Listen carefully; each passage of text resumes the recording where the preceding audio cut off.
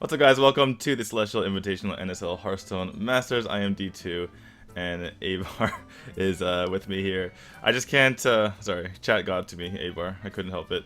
I couldn't start the stream out without laughing. The TN not intensifies from Androni. By the way, that last clip that we just saw, Androni is the most popular streamer in China, which makes him possibly the most popular streamer in the world, because he probably gets more viewers than Crypt. But anyway, all that aside, how are you doing, Abar? Your mic is actually muted right now. Still can't hear you. We got there. We figured it out. All right. Well, a great start. Let's start things off with a failfish. But yeah, chat's off to a hot start, and I expect to be appropriately berated now. How are you doing, D2? I'm doing alright. Well, before we get started, let's look at the results from yesterday. RDU taking out JasonZhou 9-2, and prior to that, LovelyChuke winning his match 9-5 over Dog, which means that LovelyChuke completes the comeback from down. He was 0-2 in this group, and now he's 3-2 and into the playoffs, which is pretty impressive. By the way, guys, you probably noticed that today has started about 3 hours late. It's because JasonZhou had a family emergency and has had to go back to his hometown to resolve that. So, his match with Reynad was not streamed, and it will not be streamed, and they will not play it for another week, if at all. If JasonZhou has to forfeit the match, then Reynad will win 0-0, I believe, and that will not hurt him. He'll still make the playoffs. But as for our match right now, we are getting into the one between Eloise and Breath. We take a look at Eloise, and Abar, there are no stakes for today's match other than perhaps seeding for Eloise here. Yeah, Eloise has played some fantastic Hearthstone throughout the Celestial Invitational thus far, so she has secured her spot. Breath on the other end of the spectrum here as we look at this 35% statistic, but he has had some success with Shaman. Maybe that'll carry over to Standard Conquest, as Shaman's a good deck to be playing well right now.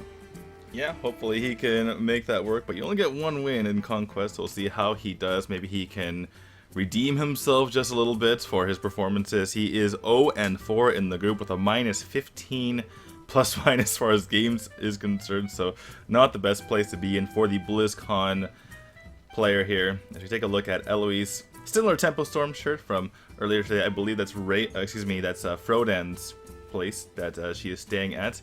And she competed in the Tempo Storm, or she competed in the Red Bull Team Brawl as part of Tempo Storm earlier today. And spoiler alert, to please mute your streams for the next 20 seconds or so. But congratulations to them. Tempo Storm did win, in fact. So yeah, good job. Yeah, Tempo Storm coming off the Red Bull win, and then on the other end we have Breath, which is Team Celestial's player of their own here, which of course Celestial the one holding this whole tournament here, and Tempo Storm obviously being the channel we are currently streaming on. So interesting team dynamics we have going on in this one.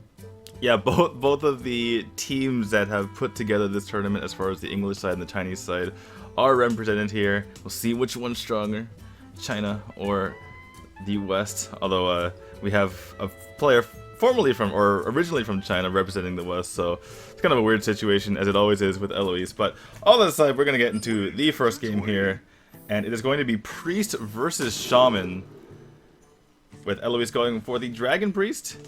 And this is actually an interesting matchup, because typically in the last Hero Standing A-Bar, we had Priest used as a counter to Shaman. We'll see if Eloise has decided to tech her deck out that way, but Dragon makes it a bit more difficult. But, you know, still possible here.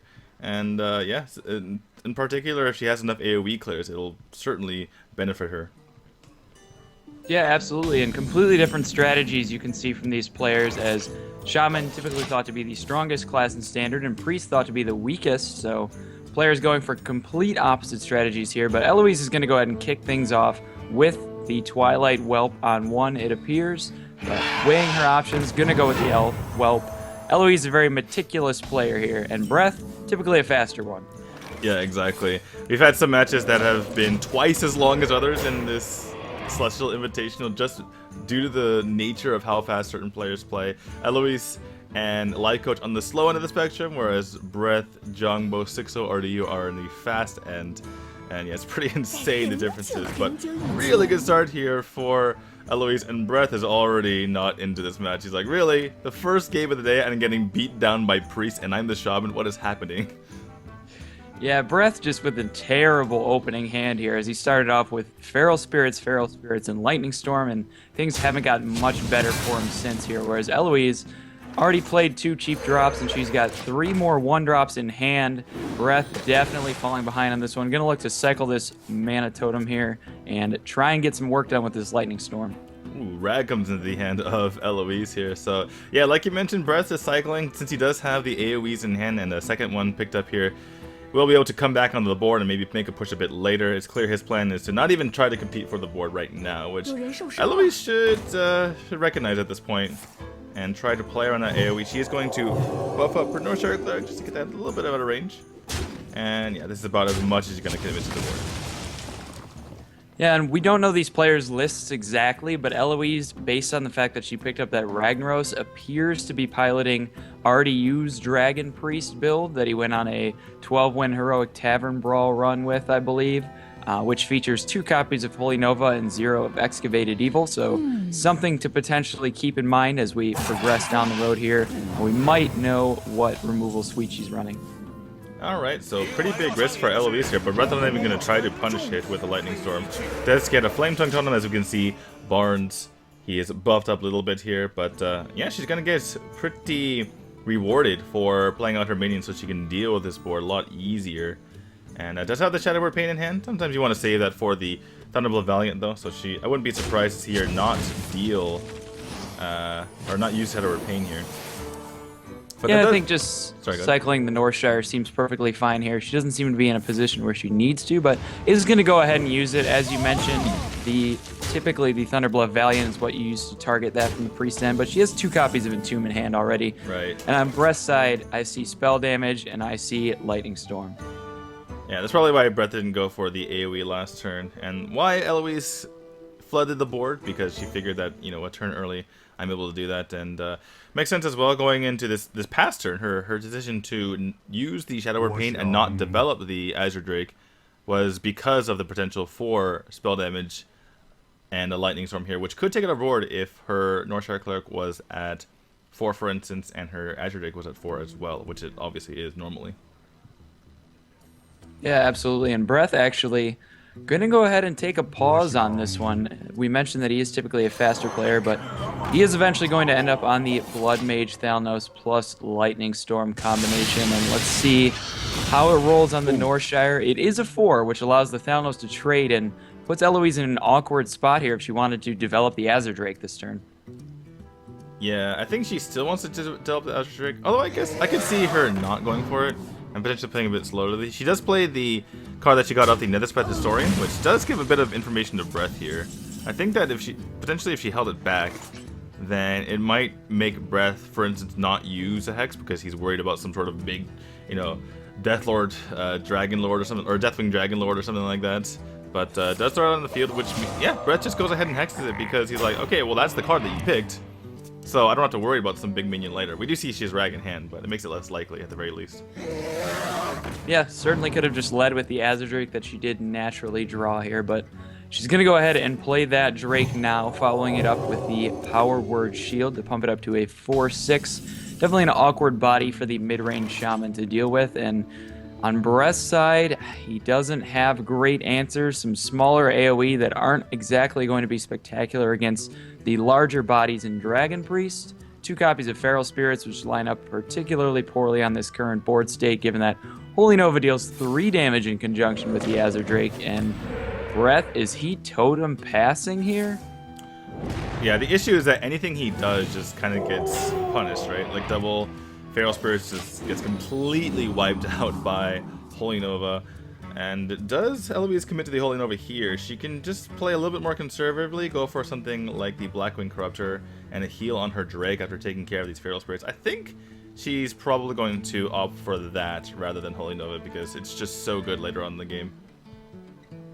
Yeah, she has plenty of time to just go ahead and slow things down here. Despite the way that she opened up in this game, she is very much the control deck in this matchup, so no reason to get too hasty here as the Blackwing Corruptor plus the trade off the Azure should go ahead and clear up this board, but she's going to start by searching for another one of those big dragons she whiffed on the first time. Okay, this means that her Azure probably going to be a bit weak, unless she does commit to the Holy Nova instead. Ooh, that is interesting. So just go for the Ysera, and is going to go to the Holy Nova instead. Figures that she can use either Black Corruptor or Bookworm. It's kind of just like the world is her oyster right now, right? She's getting damage in. She's, you know, like you mentioned, she's normally the beatdown. The priest is normally, or excuse me, normally the control in this matchup is the priest. But you know, sometimes if you get an opportunity to kill your opponent, you take it because that just gives you another win condition that you didn't think you had at the start of the game. Yeah, and Dragon Priest doesn't consistently beat down, but it's certainly capable of those openers, as we've seen throughout the course of Hearthstone history, right? The 1-mana 2/3s are pretty effective at controlling early game board states, and she backed it up with some additional 1 and 2 drops as well. So in a commanding position here, now it appears hovering over this Bookworm, looking to clean up these Feral Spirits wave 2. Yeah, it would be very nice if the brand effect can be applied to 2 different targets, but in this case, you're just overkilling one of them if you use the Blackened Corruptor or the Bookworm. And it's going to go ahead and play out the Blackened Corruptor, heal her Drake up, wants to save that Bookworm for the Thunderbolt Valiant, or perhaps his Alec here, it seems, and putting a lot of pressure on. Finally, Breath picks up something that's pretty powerful here. He can go for the Thunderbolt Valiant plus Hero Power and Think from Below, but you know, at that point, you're kind of just letting your opponent trade into you, so Breath is just in a position where he's damned if he does, and damned if he doesn't here. Yeah, absolutely. Think from Below, definitely the best card in the matchup, and honestly, probably just the best card in the deck. But in the game, just very in the game. In the game. Okay, yeah, that's fair. Think from Below, best card in the game, so that's usually a good card to be drawing. But he is going to go ahead and play out the Thunder Bluff, activate his Hero Power, and drop this 0-mana 5/5 taunt, trying to finally get something going on the board. Yeah, it doesn't get the spell damage totem, the Wrath of Air, though, so that does prevent him from clearing out some of the stuff on board. Obviously, the frog was in the way anyway. And now it's a side here. No matter what he does, though, Eloise just has an amazing turn coming up. It's like, Breath is like, can I finally get back to this board, baby? Just pretty please. And then we look over, Eloise like, no, it's not happening. Sorry.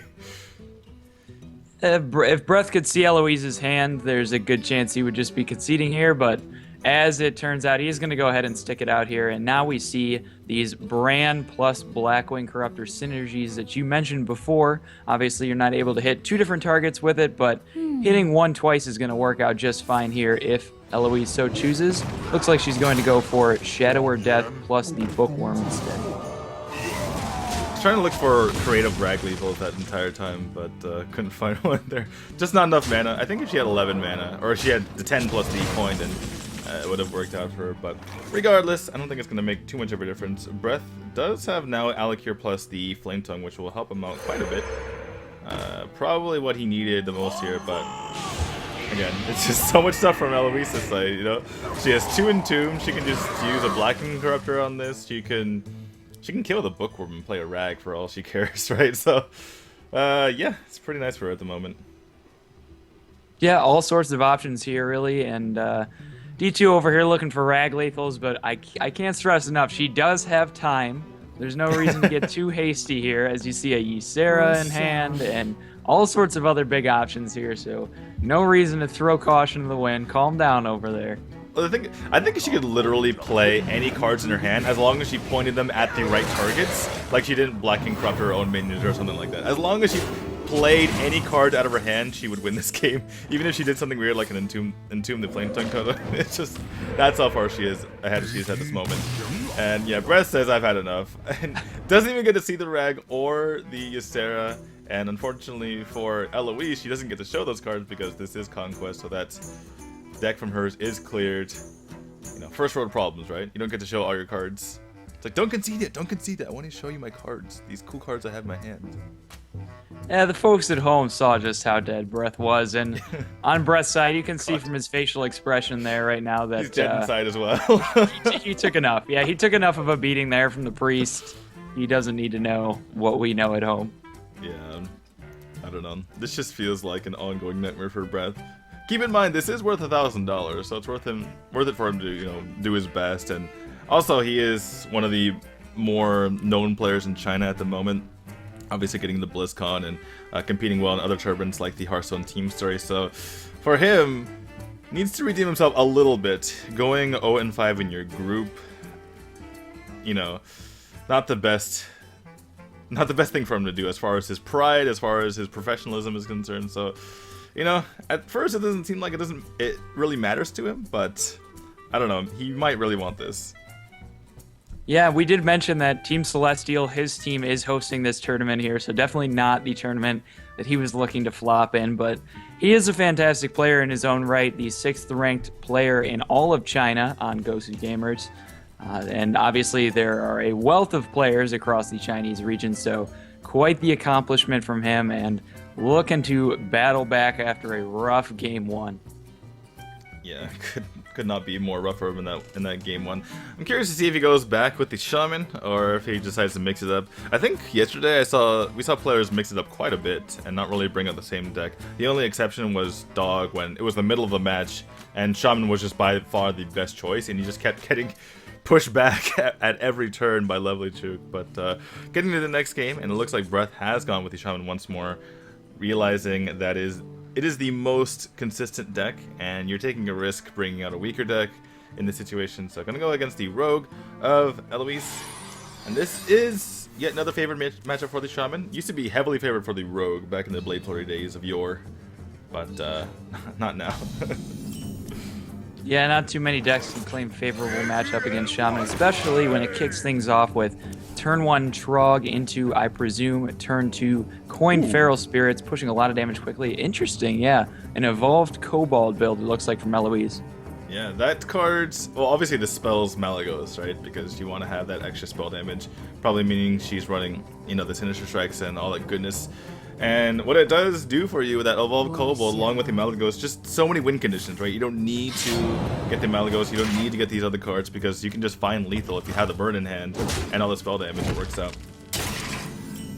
Absolutely. It looks like Eloise is going to preemptively dagger hit here, setting herself up for potentially, ooh, yeah, an SI agent next turn, but Feral Spirits is going to go ahead and shut that option down fairly easily here, although you can use this backstab in conjunction with the SI to clear up 2 out of these 3 minions, so stabilizing a bit here for Eloise. Yeah, it ends up working out for her, and Breath, by coining into that now, he only has 1 mana to play the Spirit Claw, so it's going to even up the board here, and Eloise doesn't really have a follow-up, so in the end, this ends up kind of working out okay for Breath here, even though it doesn't look like it. And he's just going to play Greedy, though, so Eloise can actually... she has something to do now. She can either Shadow Strike or she can eviscerate, just the 2 damage eviscerate and use her dagger, and then the SI7 is still uncontested on the board. This might be a little bit too greedy for my taste, Abar. Yeah, I'm inclined to agree with you. Breath probably preparing himself for Eloise's essentially ideal turn on turn 4, which is the Tomb Pillager. Obviously, if he traded, then she gets to develop that Pillager for free.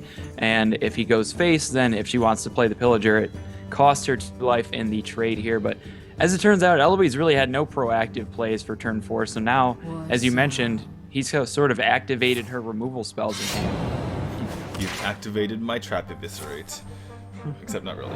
Anyway, she's gonna go ahead and take that out and push that SI7 agent to the face. This is kind of a face race in a way. Obviously, anyone playing in Shaman has to kind of pay attention to the board. Let's see if we get any spell damage off of this Barnes here. Does get the Rag instead. So that will help. It's a big 50-50 here, and it's gonna go face. Face is pretty nice as well. Obviously, Breath, as you saw the previous turn, he was, you know, favoring that face damage quite a bit, so yeah, this is kind of nice for him, and now any minions he puts on the board Eloise has to deal with and will be loath to face tank them. So yeah, she does have to face tank that one though, that's for sure. Yeah, but this is just so much wow. Okay, so now we have the Lightning Bolt picked up here, and okay, this surprised me a little bit. This seems pretty inconsistent from Breath. He pushed the damage from the Feral Spirit, and then he got a Rag that hit face just to further his game plan. But then he didn't push face with the Barnes just now. So It just feels like if your opponent's spending mana taking care of your Barnes and removing it, and you kind of get punished, quote unquote, by leaving your opponent's minion on the field, then that means they're not developing something like this Thorson. So, I don't know. What do you think? Yeah, I would certainly be inclined to agree with you, especially looking at Brett's hand here. He does have the Alec here. He has the Lightning Bolt. He's not very much damage off from just representing lethal. Obviously, he does still have lethal if he connects both of these weapon hits to the face, or obviously this Barnes now represents just more damage here. So I think he's still in a good spot to close this one out, but yeah, you can't be too careful. I think I would have pushed that face damage myself, play around maybe something like an Earthen Ring in Eloise's rogue build. Well, Breath is going to play it slightly slow here. I don't mind this, though. Going to go and make sure that he gets some totems on the board for the Thunderbolt Valiant and kind of make it so that Eloise's hand is a bit clunky here. And here we go. We're finally pushing damage to face here for Breath. And this makes it so that a Thunderbuff... Well, he can't Thunderbuff plus Totem next turn, so... This is kind of interesting here from Breath. He's kind of inconsistently pushing damage. I don't know if he needed a Lightning Bolt there. I actually think I like it because he can't do it next turn, or he doesn't have Alec here on curve because of the one overloaded mana crystal. So he's setting himself up for turn 8 lethal, essentially. Right. Okay. Well, all that said, all of our criticizing of Brett's play, he is still in an amazing position, so we're going to see if Eloise can deal with this. Picks up the Swashbuckler as well as a Thanos. Wanted to go on a little bit of Miracle right now, but hasn't been able to do so. Has the 2-mana Shadow Strike, but the Barnes is damaged, unfortunately, for her, so needs to take it out on the Mana-type Totem. Picks up a Sinister Strike, and Breath could pick up lethal on a weird, if he picks up damage plus spell damage Totem. Does not pick it up, but has some stuff to do here. Yeah, and he can't really afford to use this Lightning Storm, or he will be overloaded going into his turn 8. It's the same story for the Totem Golem, so I think he actually just has to pass here and hope that Eloise doesn't have 12 damage. Currently, she doesn't, but she's not far off and has an Auctioneer in play. Do you think that Breath maybe played this turn too quickly? Because now he's realizing, he's like, I can't actually... Yeah, he's going to pass. So, in that case, you're better off just playing the Thunderbolt Valiant out there as a threat, right? And kind of forcing your opponent to deal with it potentially. Maybe she starts going off on her Miracle turn by dealing with that rather than going in the face. So, Elemental Destruction is picked up off of the Swashbuckler. Not going to be helping too much for Eloise here. But, alright, we're going to start off with the Evolved Kobold and going to see some fireworks. I am excited. Alright, let's do this. Sinister Strike to the face for, how much damage is that? 6 damage, Sinister Strike. No big deal, 0 mana Fireball. Here we go. And there's Malagos. A bit too late. She didn't have the mana for it anyway. Gonna Sinister Strike one of these totems on the board just to cycle here. Gets an SI7 agent and has no more spells in hand other than the Elemental Destruction, which will clear everything because now it is, I believe, 6 to 7 damage or something crazy like that. 7 to 8 damage. And not exactly the spell you're looking for to activate the Miracle here, and I do believe that will just wrap this one up in Breath's favor. Eloise has to suspect she's dead based on that turn 6 Lightning Bolt play that she saw from Breath, but gonna go ahead and play it out, pass it back, and going to come up just a few points of damage short here as Breath is going to close this one out, tying the series back to 1-1.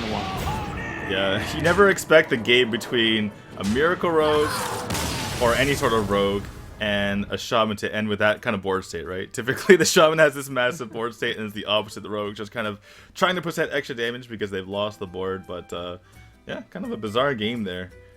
Rag ended up hitting the face, provides the extra damage for Breath. Obviously he could have gone for a different game plan where he played more for the board and not gotten so far behind, but there we go. 1-1 tie for our players, and the Shaman picks up a win, which could not be said for Dog the other day. Was pretty sad. That is true, yeah. Rag notoriously effective against the Rogue, the Miracle Rogue in general. So much more so when it comes down on turn 4, as we could certainly see the relevance of the 8 damage pushed from that Ragnaros come up later in the game, as Eloise is just 1 turn away from lethal of her own when Breath deals the exact damage he needs on turn 8. Yeah, she could have actually gotten lethal there, perhaps, if it was, you know, perfectly Sinister Strike into the second Sinister Strike into some sort of Eviscerate, but unable to pick it up there. And we're going to see Breath go with the Druid, which looks like a Malagos Druid because of that Gadgetzin, and a Zoo on the side of Eloise, so Eloise kind of wins this role as far as the two decks coming up here. Yeah, Eloise coming up on the favorable end of the matchup battles thus far, and we do see an Auctioneer even out of Breath's Miracle Druid, it appears, so could be some potential synergy down the line, but for now, Eloise is going to go ahead and develop this Knife Juggler, make a value trade, and hope to hit the juggle. Misses it, though. Juggler, do your job, Juggler. That's all I can say. Why you gotta treat Breath like that, Juggler? Or treat Eloise like that, Breath, a Juggler. Anyway, so Brett's going to set up for the trade-in with his Hero Power next turn because he sees in his hand it's going to be the Wild Growth into Hero Power. This could spell to Eloise that Brett has Swipe and make her play a little bit differently. In particular, perhaps she doesn't play out her Imp King boss this turn. But yeah, we do see in Brett's hand no Swipe, but only the second Wild Growth and the Hero Power here.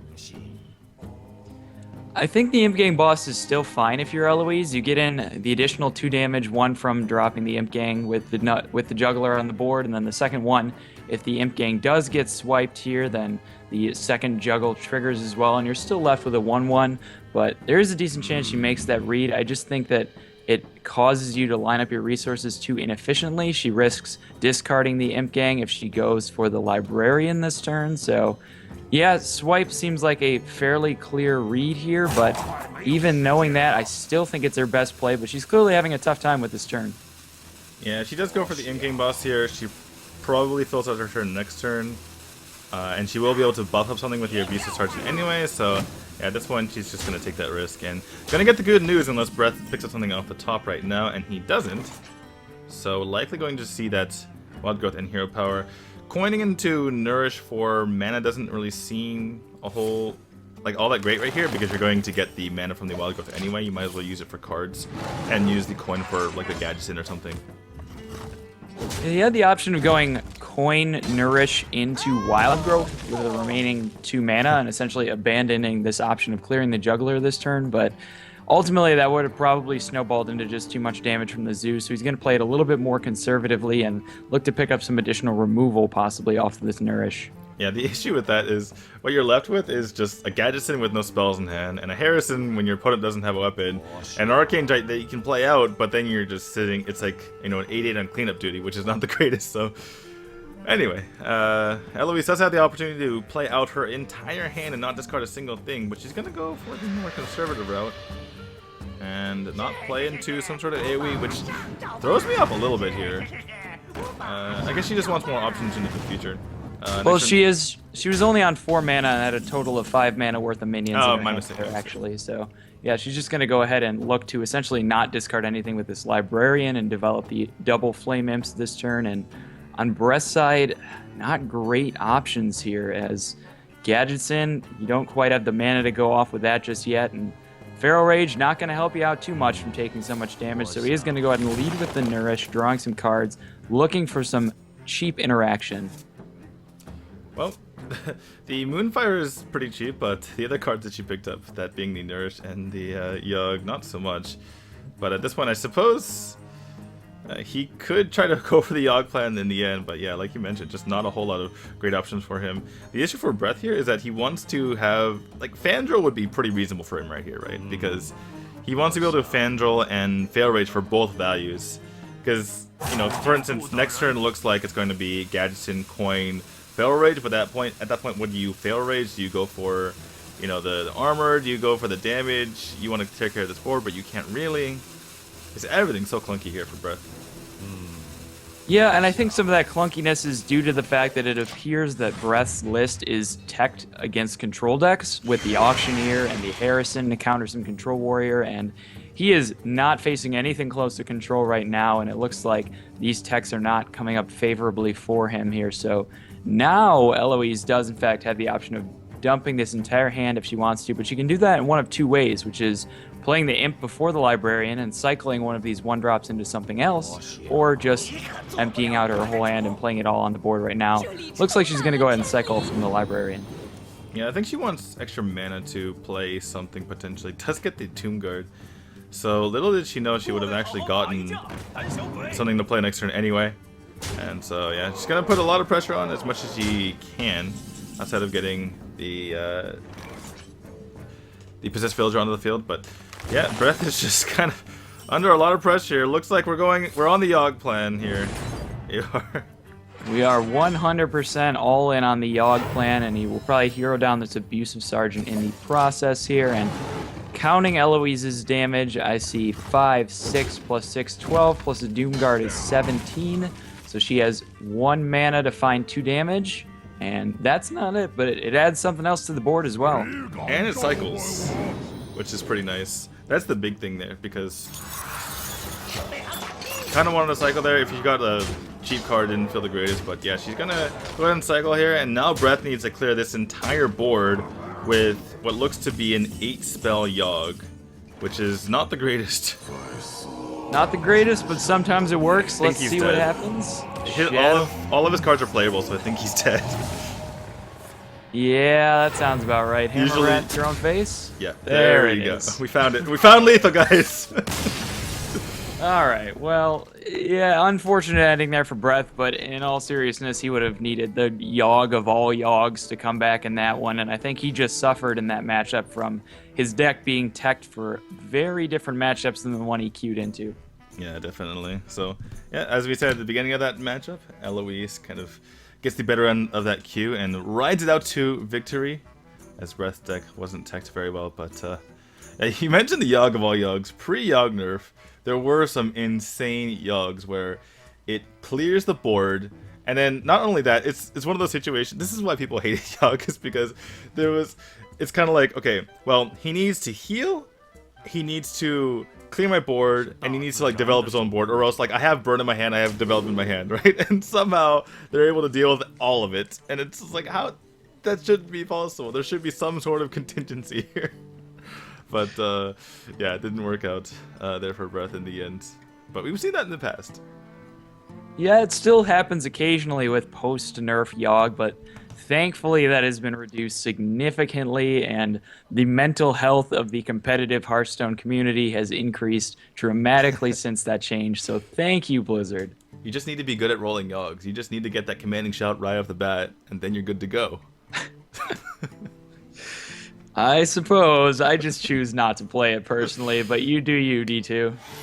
Hey, I'm just saying, for all you prospective professional players out there, just get really good at Yogg, and you'll win yourself some Hearthstone money. I wish that wasn't as accurate as it is, but anyway, heading into this game here, we do see from Breath's side a Wild Growth on 2 into a Coin Drake on 3 if he wants it, and that looks pretty appealing. And on Eloise's side, a very clunky start as she has the Emperor, the Auctioneer, and the Malagos all at the same time, added a Sinister Strike that really isn't meant to be played in the early game, and she's going to be at the mercy of the top of her deck to find some plays the next few turns.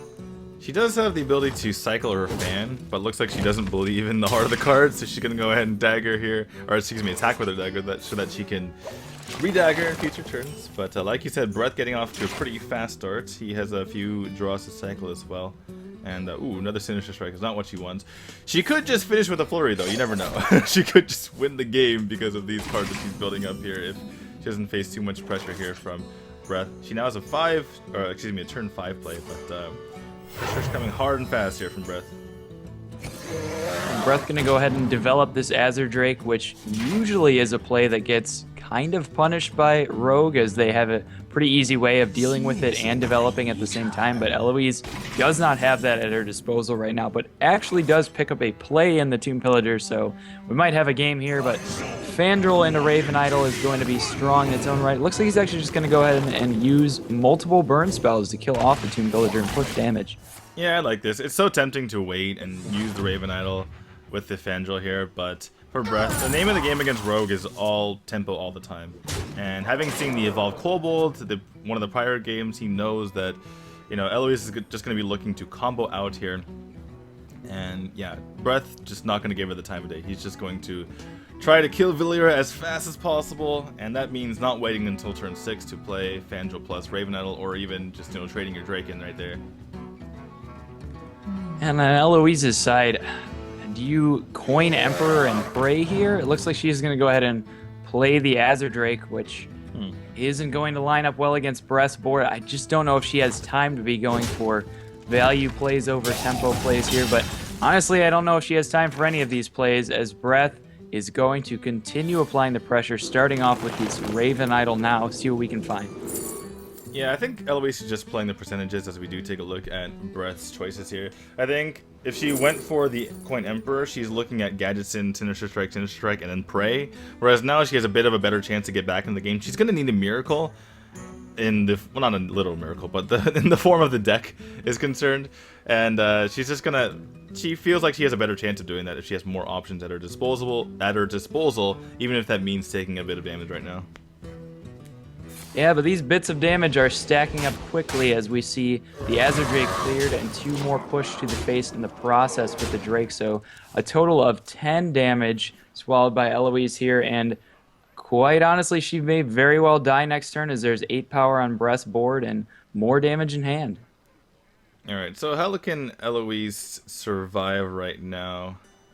She can go for something like Coin, Eviscerate, and like Edwin Van Cleef or something like that. Coin, Eviscerate, Sinister Strike, Edwin Van Cleef, and then just save the other Sinister Strike for her Gadgetzin. We do see that she Emperors. She's not. Is she dead? She Emperors. So there's 8 on board, and then the Starfire would be 6 with his spell damage. Yeah, so that's 14. So she's technically not dead to just the Starfire here, but definitely a lot of lethal draws that could be found on Breath's side. So she's going to go ahead and play it a little bit more defensively here, eviscerating and clearing with the Dagger Punch and leaving up the Fandral yet again. 6/6 on board that will challenge the Fandral. Malagos picked up for Breath. That is not lethal. And we just might see a development turn here for Breath. He can just go. There's a few things he can do, right? Everything on the kind of left side of his hand is viable right now. Thorison just to put pressure on and make everything cheaper. The Giant is a good thing to put on the field against Rogue because they don't like to sap Giants because you're just going to get a cheaper one back. And Harrison Cycle Scarf, but looks like he's gone for the Thorison here and put that pressure on. Make sure he gets the Malagos potentially next turn. And this is indeed a lot of pressure. And Fan SI here is an option for Eloise. Not a great one as it doesn't guarantee any clears.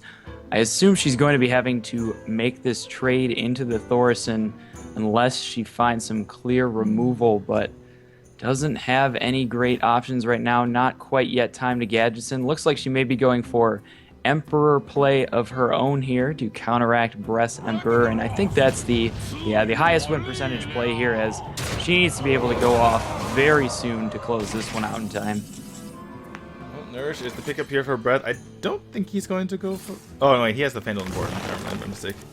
But he's still left with not as much mana as he could go for. So a bit safe for the long term, but not right now. And by picking up that mana, he can actually Wild Growth for cycle right now. That's an interesting thing. You can't Innervate, for instance, at 8 mana and then use Wild Growth for cycle, but you can Wild Growth on 9 for cycle, and the same thing for Nourish. Although at that point you might as well just draw the cards. But if you have Fandral on the field, you might as well get the benefit of both. Yeah, absolutely. But yeah, Breath's just, again, I wonder how much trouble he thinks he's in, because he's just seen this Thorison, and there is the possibility for some crazy stuff to come out. I'm gonna go ahead and play the Harrison here. Picks up Innervate, which doesn't let him do a whole lot except for Hero Power. Oh, except for Arcane Giant, excuse me. Well, Wild Growth first. Yeah, there we go, Breath. Alright, so he's going to go ahead and cycle the Wild Growth, obviously casting 2 spells here with the excess mana spell picked up. Reduces the Giant's cost by 2. Another Innervate as well, so that's going to make for a free Giant, and just Innervating to weave in a Hero Power here, it looks like. It doesn't actually set up Starfire lethal, which was my first. Oh, okay, he's going to go ahead and Hero Power and face tank the 6 damage here. Alright, that makes sense. Yeah, still feels like Eloise is unlikely to have lethal here, so it's going to make it so that his board is as difficult to deal with as possible so that he can push his own lethal.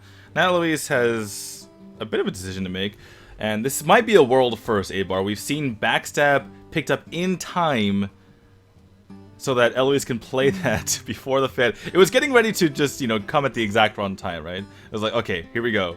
Fan into, oh, there we go, and then just have everything ruined, but Eloise is able to pick that up.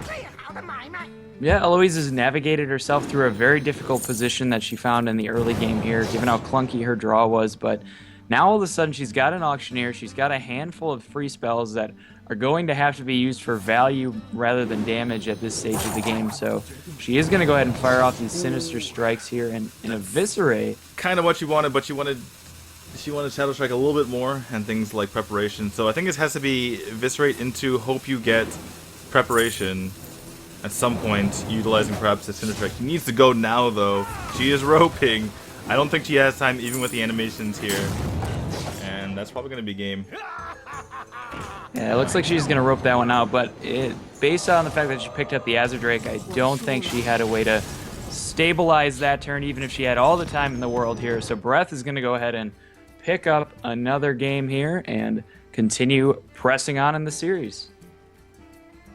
Breath does exhale there, so we know his head's in the game. We know that he really wants to take this series as crestfallen as we saw him earlier. I would have loved if that Volcanic Lumber somehow made an impact. Just clear the board, play a Volcanic Lumber, easy game. Crazier things have happened. You'd be surprised just how often I've taken that card off of Raven Idol, just because it's a class card, so you pick it up fairly consistently here, and Volcanic Lumber has more of a presence in the standard metagame than you might think.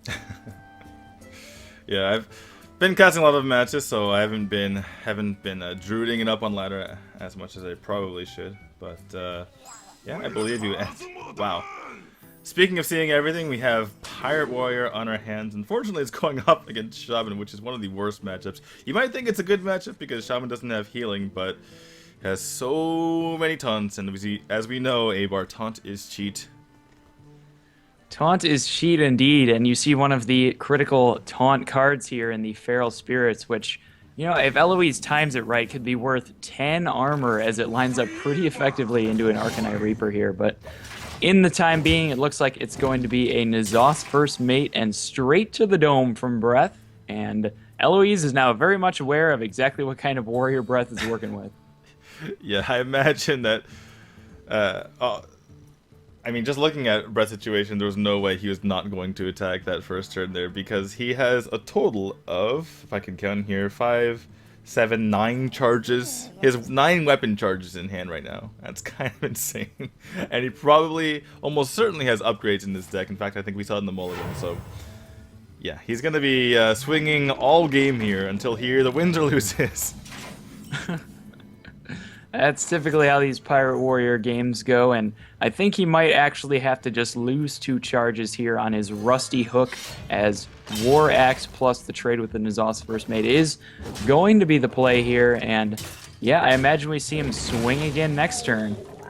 Spirit Claws off the top? No. Well, we found a 1 mana card there, but unfortunately not the best to be used right now. Frothing off the top is very nice for Breath here, though. Yeah, it actually keeps him from having to swing here, as now his play is no longer N'Zoth's First Mate, and he looks to go Kor'kron on 4 here. And on Eloise's side, Blood Mage Thanos is a nice pickup, as it lets this Lightning Bolt deal just enough damage to clear the Frothing, whereas 4 toughness can sometimes be problematic from the Shaman side. Yeah, that was really huge, actually. Because if Eloise had gone for what seemed to be like the normal play, which was Feral Spirits, then she gets absolutely crushed. The Kor'kron Elite and the Axe go into both Feral Spirits. He takes 5 damage from the Frothing Berserker, and then from there, she still hasn't dealt with the board. She had the ability to go Maelstrom Portal into Lightning Bolt after that, but then she has a 1-drop facing down, you know, more stuff from her opponent. So that has completely changed this game. But as it stands, Breath still maintains the board. We'll see how Eloise decides to come back. She could actually hex this. She doesn't want to overload right now. Looks like she's going to go for the Feral Spirits instead, setting herself up to Maelstrom Portal the remaining 4/1 body of the Kor'kron after the trade here. And on Breath's side, we see a Mortal Strike to go ahead and clear off 1 spirit and a Kor'kron into the other. And now this Argent Horse Rider is going to push 2 damage to the face and survive a Maelstrom Portal if that is what Eloise ends up going with. Yeah, Breath wanting to just develop these minions while he can, while he has the board. Like you mentioned, the Maelstrom Portals is going to come down. And Oh. Where's the battle cry? Can we get a delayed battle cry, please? Oh, what could have been. But instead, it looks like Eloise is going to be taking some face damage off of this Arcanite Reaper, possibly. But she's in a clunky spot here where, like you mentioned, just too many weapons based on this draw. So Breath is going to go ahead and develop some pirates here and smash some face damage with this Horse Rider and pass it back to her. Abar, I shed a single tear whenever I see the pirate synergy because it's so beautiful. That South Sea Captain +1/+1 on Nazat's first mates. Feels good, man. Beautiful is one word for it. Janky is another that comes to mind personally. But yeah, people who play Pirate Warrior, they're dedicated to it. You know, like they believe in this deck. If only there was synergy on both sides. If only this Bloodsail Corsair was able to be buffed up by the South Sea Captain. But no, he only takes off. Unfortunately, we don't have the full role players game going on right now. But pirates on both sides nonetheless.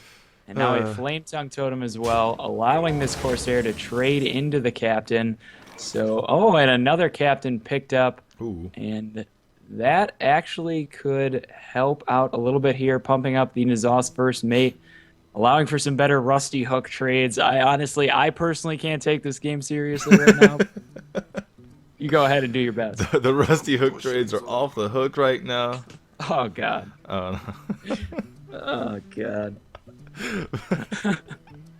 See, the issue for Breath here, though, just to take things slightly seriously, is that he wants to have... It would be so nice if he had 8 mana, right? Just to get so much damage in, but... Alright, well, it looks like it's just going to be some trading off here. I think this is a slight mistake here from Breath, because I don't think his face damage or face health is nearly as important as that of his minions right now. So he could have attacked both of his minions into the Flame Tongue Totem and used his face onto the Kobold there. And yeah, again, like if he's dying, then something has gone very, very wrong, and you're pretty much already dead if your opponent has taken control of the board. So yeah, bit of a misstep there, as you mentioned. And interestingly, okay, so she's gonna go ahead and bolt this turn rather than develop an extra hero power here before playing the Thing from Below. So that's going to clear off Captain number 2. We have mutinies all over the place here as Barnes is going to go ahead and trade in to the Horse Rider as well, and Breath in a bleak position at this point. But well, that might help. That's probably the best card in this entire deck right now. Because now he gets a 6/3 Arcanite Reaper. Yeah. And Eloise is like calling for the admin even though there's no one at Frodan's place at this moment. He's like, that's cheating! What is this? Arcanite Reaper? What's a 6/3 Arcanite Reaper? What's going on?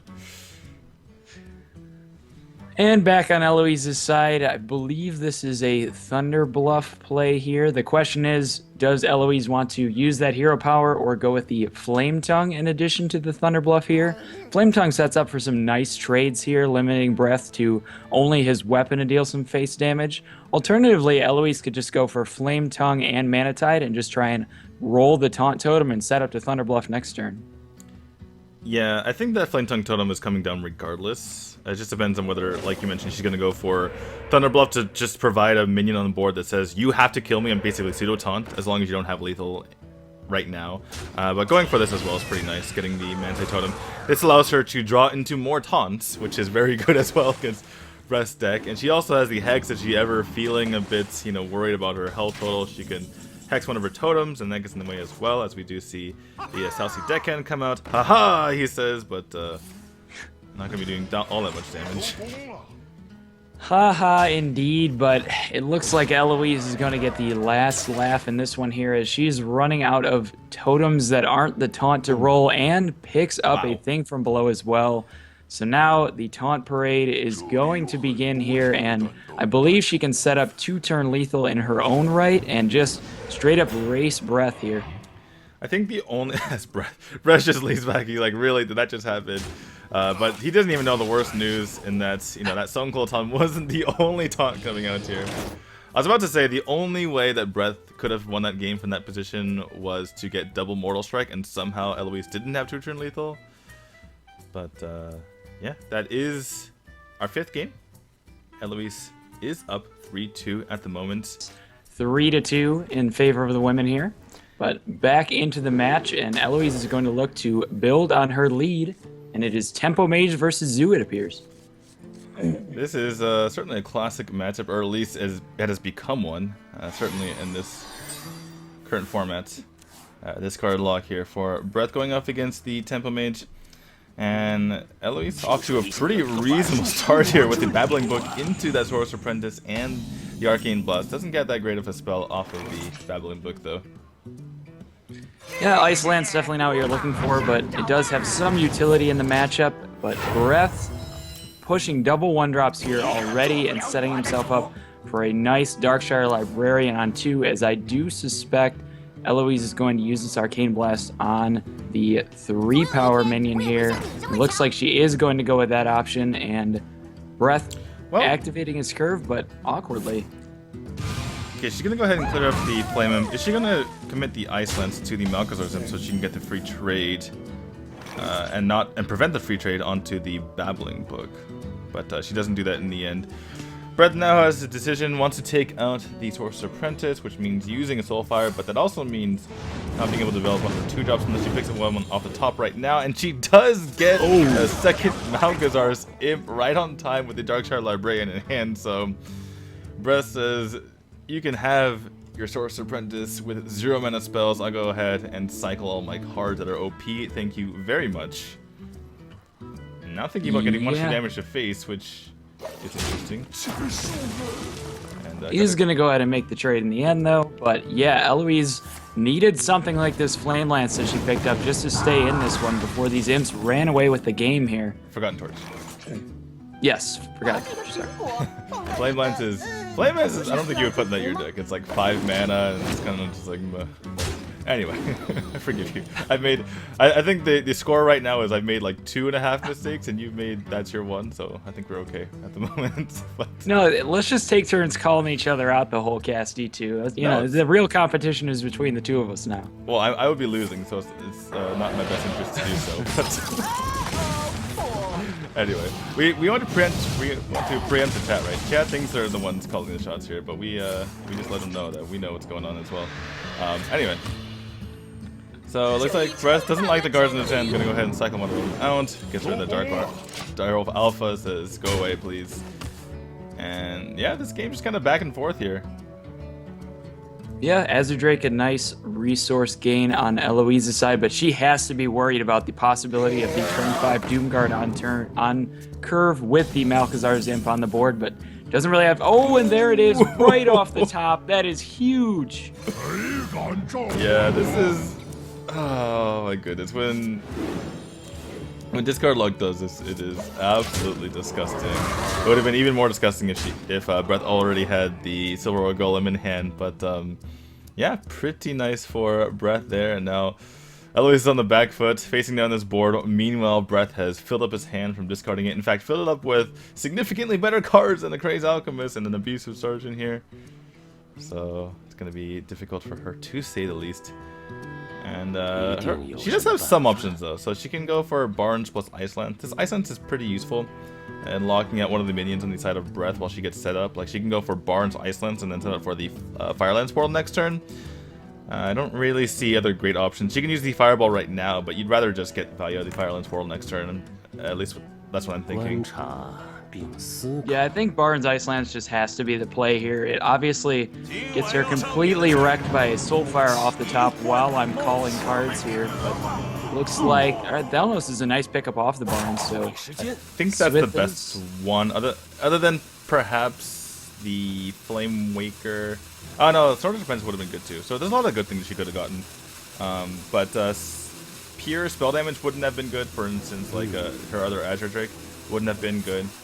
But she's going to go ahead and eschew the Ice Lance here for just a simple ping. Oh, and there's the Soulfire. I'm nailing it. Oh my goodness. Nailing it. Oh my goodness. all of my casting practice is paying off, folks, as I am preordaining the plays here, and another silverware golem picked up off the top for Breath, and wow, how quickly this game snowballed completely out of Eloise's control now, as Breath is setting up lethal damage. Breath is like, you can have my Malcazar's in, but I don't care anymore. I got all the value out of it anyway. And just goes in, trades it in, gets the 8 damage to face here, and now Eloise is falling pretty far behind. I think it finally might be time to use the Ice Lens here. When I'm looking at Frostbolt, the Doomguard, Fireball, the Silver Golem, or vice versa, and then Ice Lens the... actually, you probably just Fireball the Darkshire Councilman right now, and then Ice Lens the Silver Golem, I suppose. But I'm gonna press my luck here. I'm going Firelands Portal the Doomguard into Eloise's Doomguard for all the money. That, well, okay. If she does my play, is she so far behind that it's impossible for her to catch up? Is it to the point where she needs to go for that sort of high roll? In all seriousness, I think Fireball and the Frostbolt to clear off the 2 most threatening minions is fine here, but she does go for the Firelands Portal, and that is going to leave Breath just 2 damage off lethal after this Defender of Argus pickup. And he's going to go ahead and tap for it. Doesn't find it, so going to have to play it a little bit slower here.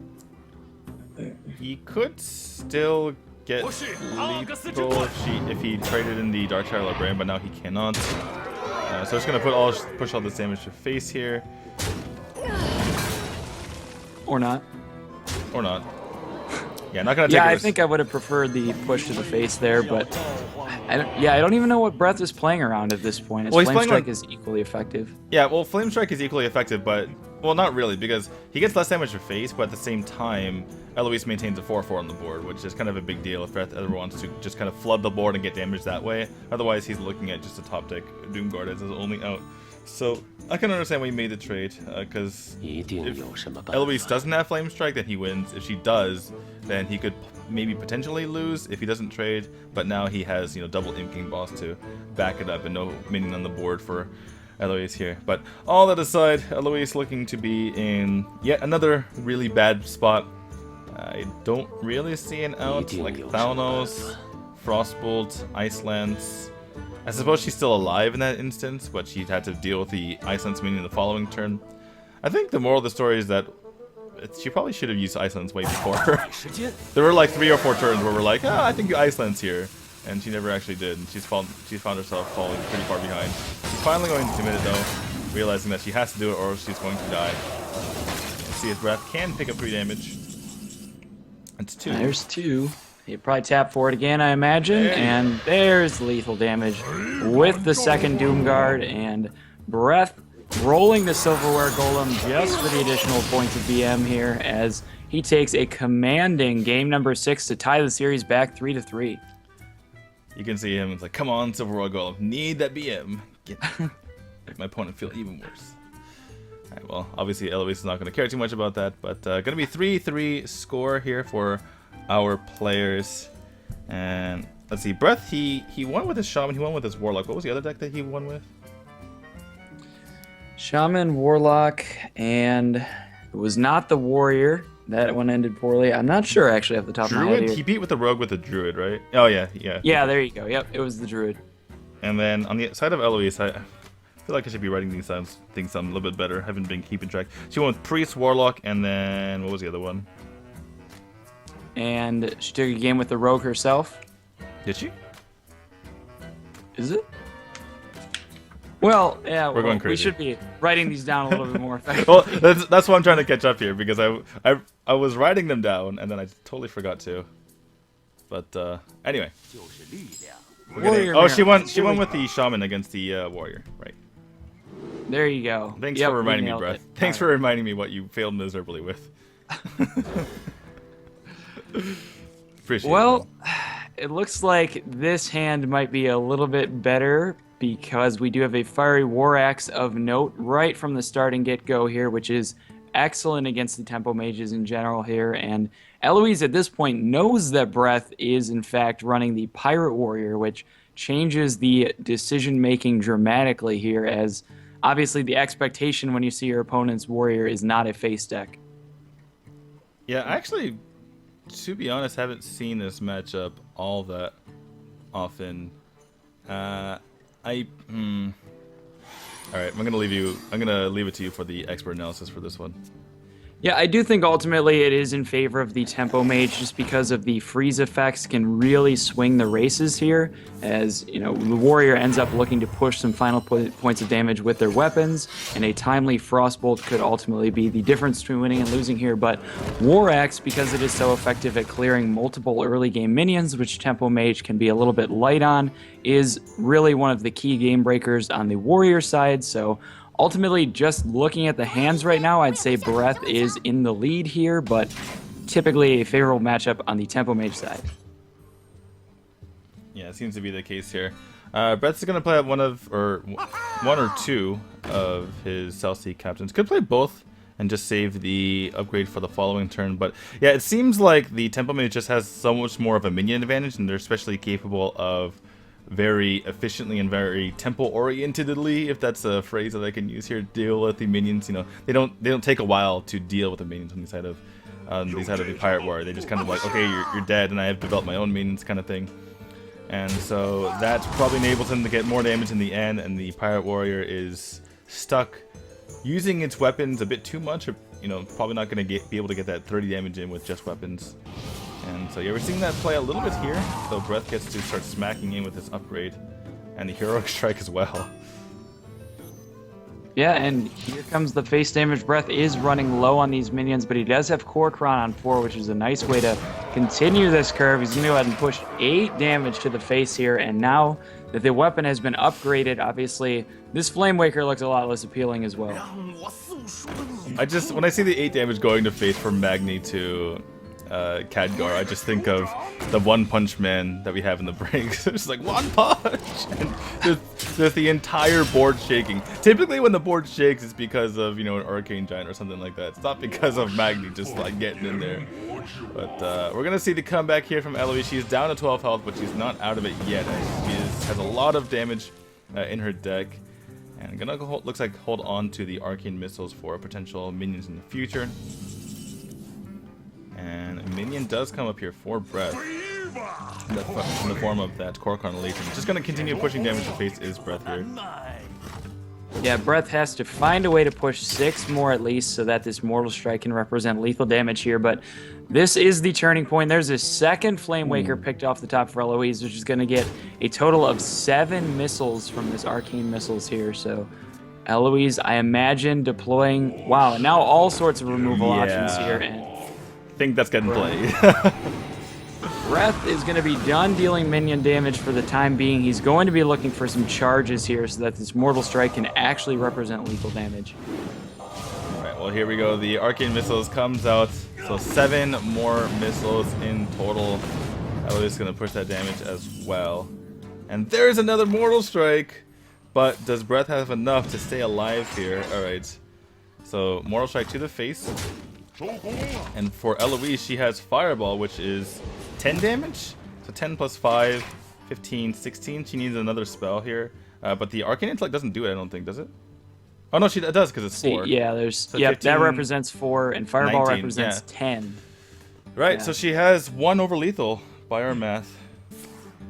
Seems to be the case. She's going to go ahead and cast that Arcane Intellect, do a quick math check, find out that that Fireball is lethal damage, and pull ahead in the series once again. Wow. Now a 4-3 lead, and just something minor D2, but I really don't like the fact that Breath used the Mortal Strike off of the top rather than the one stuck on the left side of his hand. Makes it much easier for Eloise to make a read that turn. So, little detail there, but these things can make a difference in high caliber play. Yeah, definitely. Just don't want to give anything away to your opponent there. And for Eloise, because she's going to be facing off against the deck in the future, and you don't always run 2 Mortal Strikes, she could think, oh, well, okay, he probably wants 2 Mortal Strikes, because what could that card be on the left? It can't really be anything. You would replace a Rusty Hook with any weapon, any minion, you would play it on the field just to absorb, missiles at the very least. So yeah, I do have to agree with you. It's small, but Eloise, you can see her. She's thinking inside, like, what is that card? Could it be Mortal Strike? and that'll be something she could play around in the future. Yeah, absolutely. And we saw that matchup play out as it typically does, which is just that the Pirate Warrior tends to just kind of not get there with the weapon or with the minion damage before the weapons can take hold. So Breath gonna have to queue up that Pirate deck a third time here, but in the meantime, he's switching to Tempo Mage against Eloise's Control Warrior. Yeah, unfortunately for Breath, this is actually yet another favored matchup for Eloise, even though the classes are switched, so never lucky here for Breath. And as the Cthulhu nonsense comes out, and in fact, the Cthulhu Warrior, I believe, is more favored just because, or more favored than the N'Zoth Warrior would be against the Tempo Mage if we're talking about control decks, because there's just more armor, and that's how the Tempo Mage has to win. It's just eventually they run out of minions and they just have to start throwing burn to the face. There's plenty of removal in both decks, and you don't really need the pressure that you get from N'Zoth. You just need to not die. Yeah, it is more favored than regular Control Warrior if they're able to pick up multiple Cthulhu buffing minions, and Eloise notably did just pick up the second one, which is going to allow her to curve them nicely, and now the 7-drop here will be active and give Eloise an additional 10 armor, which is just so backbreaking for the Tempo Mage.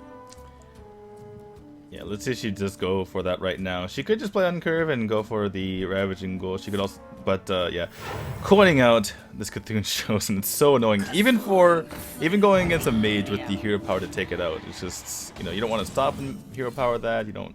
Oh, never mind. Just kidding. I take it all back. Really easy to deal with Cthulhu's Chosen for me. But oh, these are all going face. Is it? Well, yeah, that's gonna stick around. It kind of did some stuff. At the very least. And the good thing for Breath here is that Eloise now can't really play her Ravaging Ghoul because that would kill off her own Cthulhu's Chosen. So looks like it's going to be Cthulhu's Chosen number 2. And just kill off one of these mirror images. Or play the Bran. But it seems like that's a bit risky, especially because he probably wants to use either Bran plus the Ancient Shield Bearer, or perhaps Bran plus the Ravaging Ghoul in the future if he wants to take out these mirror images and kind of deal damage that way. I kind of just like the Cthulhu's Chosen. Yeah, Chosen seems a lot more clean to me here. It's very likely that you do not have the Bran even going into your next turn here if Eloise does deploy it this turn, given that that Flame Waker is on the board here, and I do suspect we see the Cthulhu's Chosen number 2, but she's very clearly looking through her decisions and seems to be favoring the Bran here. I'm not entirely sure about this one. No, there is the Cthulhu's Chosen. Yeah. It's just, I think what it is, it's just painful for her to play this out into a board it's likely to get swept up in, right? A lot of times you're like, oh, this is such a valuable minion, it's so hard to deal with the Divine Shield and everything. I don't want to throw it into a Flame Waker, but in the end, it's just on curve.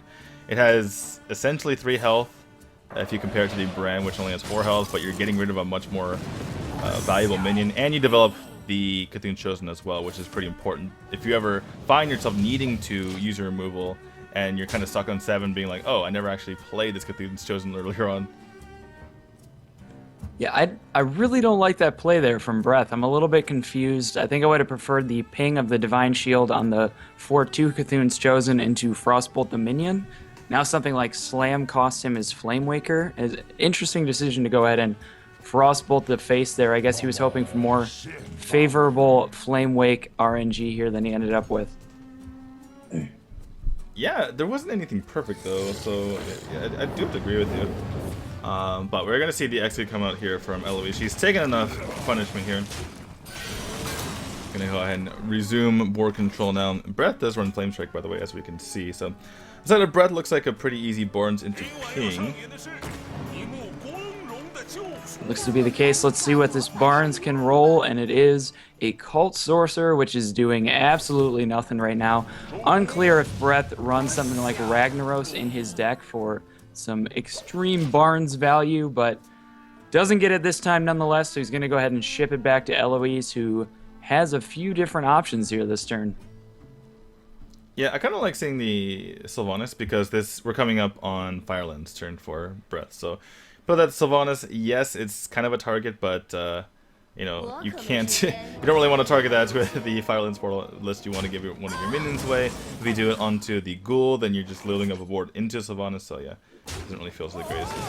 And it does lead to just a flame strike for Breath, which it seems like that was a waste for Eloise, but that's actually a win for her, because now she's getting to be able to get initiative, and that wouldn't have been possible the other way around. Twin Emperor Veclor going to be fantastic here, as Breath can't even Firelands portal one of these minions. You see him a little bit distraught there as he realizes he does not really have any good options here. It might just be a Firelands to the face, or he is going to go ahead and try and set it up to clear it next turn, but that's going to cause... Oh, man.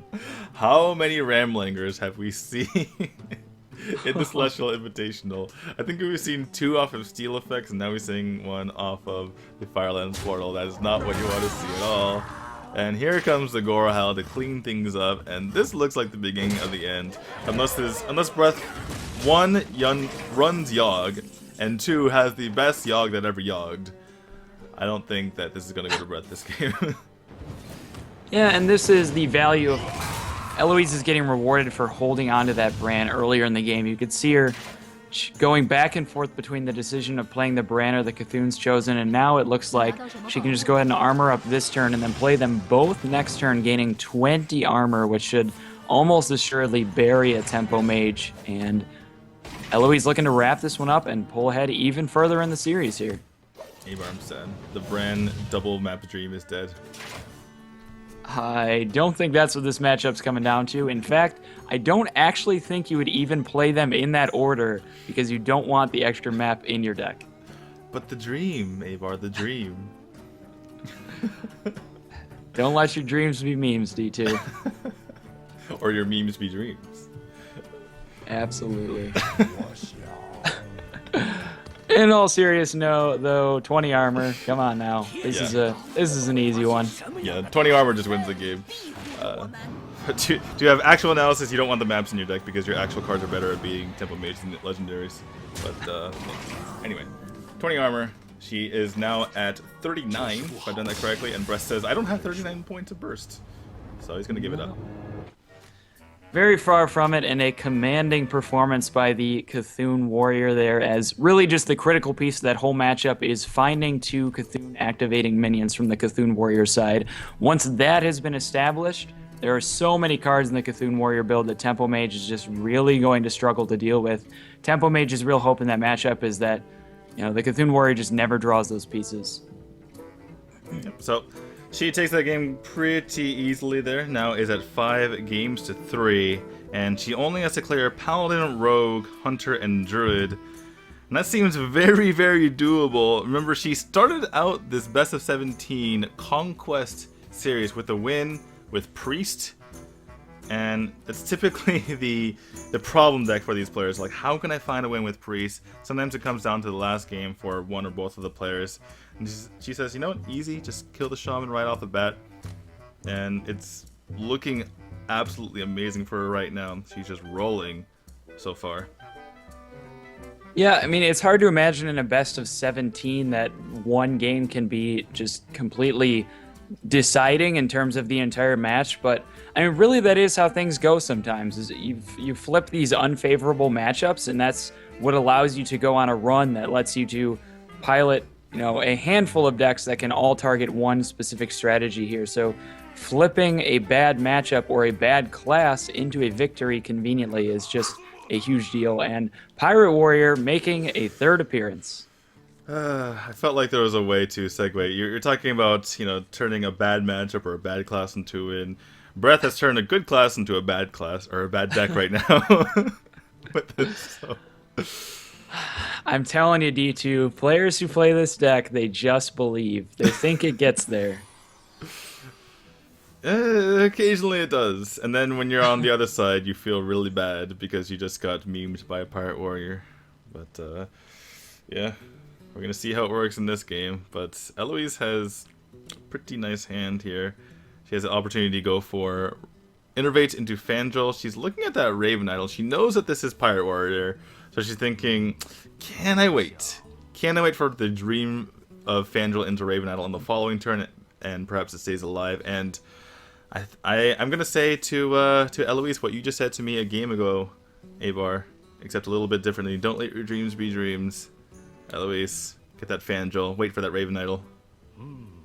Yeah, I don't think there's really any motivation to go ahead and fire it off now, unless she finds exactly Wild Growth. I just don't see any reason. Like, it's not going to change her plays if she picks up anything else but Wild Growth. Almost assuredly innervating out this Fandral here, even if she has no utility with it, because the 3/5 body represents some relevant board presence, but she's going to go ahead and fire it off, and she finds healing, which could certainly be relevant against the Pirate Warrior. Yeah, not only would it have to be, well, it'd have to be Wild Growth, and she'd have to then not choose to go for Fandral. And then, even if it was something like that was useful, it would have to be, oh, she picks up a second innervate, which is actually not too bad since she has the Moonblade Portal. But it would have to be a situation where right now, after this turn with the Fandral, she doesn't have anything, she has exactly a play to do that doesn't use the 1 mana. And so, yeah, it gets into a situation where it's like, well, you know, when were you not going to be able to use this in the future? So, but let's see how she ends up playing this going forward. She's going to be sans a minion. She could have gone for with the Fandral here because of that decision, and yeah, she could have used that mana. She innervate into a 4-drop into Raven Idol. She could also Raven Idol into just Hero Power, which I guess the Hero Power isn't too useful right now. But yeah, regardless, she could have used it. Yeah, and I think at this point, she still just has to go ahead and innervate out the Barns and presumably be floating 1 mana here. It's just, you need to be playing for the tempo, obviously, against the Warrior, but she disagrees with me again. Going to go ahead and Hero Power down the 1/1 body, which it is relevant to clear off all the Pirates off the board and cut off the synergy, so I don't hate this. I think what she's I think what she's thinking right now is that as long as I take care of all the minions, I should be fine, and I don't need to use the innervate right now. I can use it in the future when I need to take care of something on the board. Although she is going to not take care of this Celestial Deckhand right now, but Malygos is picked up. Oh. Now Living Roots does clear off that Celestial Deckhand. It's severe overkill, but it might be worth it. Yeah, I mean, it's severe overkill, but it's not so much about the value here as it is about the tempo, like you just mentioned. And so I do like innervating out the roots here, keep Breath's entire board clean, and this Malygos is going to stick around unless Breath can do something about it immediately, which obviously he can here, but that is relevant nonetheless. She could have potentially thrown off what Breath was looking to do with his turn 4. Yeah, exactly. Whenever you have anything that says you must kill this right now and your opponent's not on 10 mana, it's very valuable, obviously. So, yeah, Eloise is in control of this game yet again. Bloodcell Raider is not too bad to be able to, you know, buff up here. I wonder if Breath just starts going to face, though. I feel like it's time. There's no... Yeah, he's going to go push to face here. There's some minions you have to kill. You have to kill Malygos, obviously. You have to kill some other minions. But Barnes, he's just a 3/4 at this point. So, to the face we go. Yep, and Eloise currently looking at 14 points of life gain and armor and still at 22 life. So, Breath is going to have to do some serious work with this hodgepodge of spider tanks and river crocolists he's working with here, but gonna give it his all, as he does have a lot of damage in his hand, at least. Well, kind of a spider tank, kind of a river crocodile. It does get pretty large, speaking of this Bloodcell Raider, but gonna see the Mortal Strike come out here, and that's gonna be very nice for Eloise to see, because in a couple of games ago we saw that, you know, perhaps she made the read that there's 2 Mortal Strikes in the deck because of the way that Breath played it out, and now she only has to worry about 1 maximum, and meanwhile a lot of damage has been put into her minions, so she's probably feeling pretty good right now. I suspect we see a Moonglade and then a Hero Power to clear off this Argent Horse Rider here, in that order, in case she happens to find an Inspire minion, and does not, finds the Wind Shriek Harpy, I believe? Wind Fury Harpy. Wind Fury Harpy. It's just in the name, yeah. I'm pretty sure. Good old classic card. It's the Yeti with Wind Fury. For 2 extra mana. Very efficient. Yeah. Well, back in the day, I know I like to just throw history at you, Avar, but back in the day, people were enamored with Yeti, so anytime there was something with Yeti stats, we would just call it like the Yeti with stuff, or something like, if there was a 4/5 for 5 minutes, like, oh, it's a Yeti for 5 minutes, or it's, you know, all that kind of stuff. But we see Yashiraj in Eloise's hand. I look down for a moment, I look up, and there's a Yashiraj. That's a card in her deck, right? She didn't get that off of anything. No, that is a card in her deck, and has been a card that's been picking up popularity in Druid lists in general, just on ladder, as it does have the absolutely broken synergy with Barnes, of course, but that being said, not going to be too beneficial here against the Pirate Warrior, and all of a sudden, this deck that I've been picking on for games now is starting to potentially piece together some of the resources it needs to close out the game here, and Yashiraj is going to be more or less a whiff, so can Breath find lethal damage? Well, there's the Nourish. She kind of wanted that last turn. Let's see if she can make good use of the cards that come right now. There's Malagos. Those are the most expensive cards in their deck, but she does pick up a Thalnos for her to cycle a bit more. Perhaps she wants to take a bit more damage here, but no, she can go ahead and take that out right now with the Moonfire and her Treant. Use her hero power onto the Argent Horse Rider here. Clear the board, be on her merry way with opponent having soon-to-be Toon cards in hand. I suppose she's thinking, can I just have lethal soon here? If my opponent ignores this stuff. She does get 7 damage Moonfire if Breath ignores everything, so that's something to consider, but I feel like she just wins with the minions in hand if she lives right now. Yeah, and she's probably also trying to piece together, is there any way I possibly die here? And there is, if she chooses to go ahead and play this turn out aggressively. The second copy of Mortal Strike, plus exactly the Leroy Jenkins, which we do see Breath is holding. So she does have to go ahead and play this out conservatively here, make some trades, and yeah, Yashiraj ought to be enough value to close this one out. Yep, clear the board she does. So down to 18, and unless Breath runs card draw, which I don't think he does, it's not going to be a good game for him. We're going to go in though. Yep, Leroy can wait no longer in true Leroy fashion, and he's going to go ahead and push 6 damage to the face here, and Eloise potentially playing out Malagos plus Arcane Giant here and foregoing the Yashiraj altogether, or no, I think she's afraid of Mortal Strike, because that's literally the only thing that Breath can do to win, right? Is get Mortal Strike off the top here. So she just needs to armor up, or she needs to shapeshift, and she should be fine.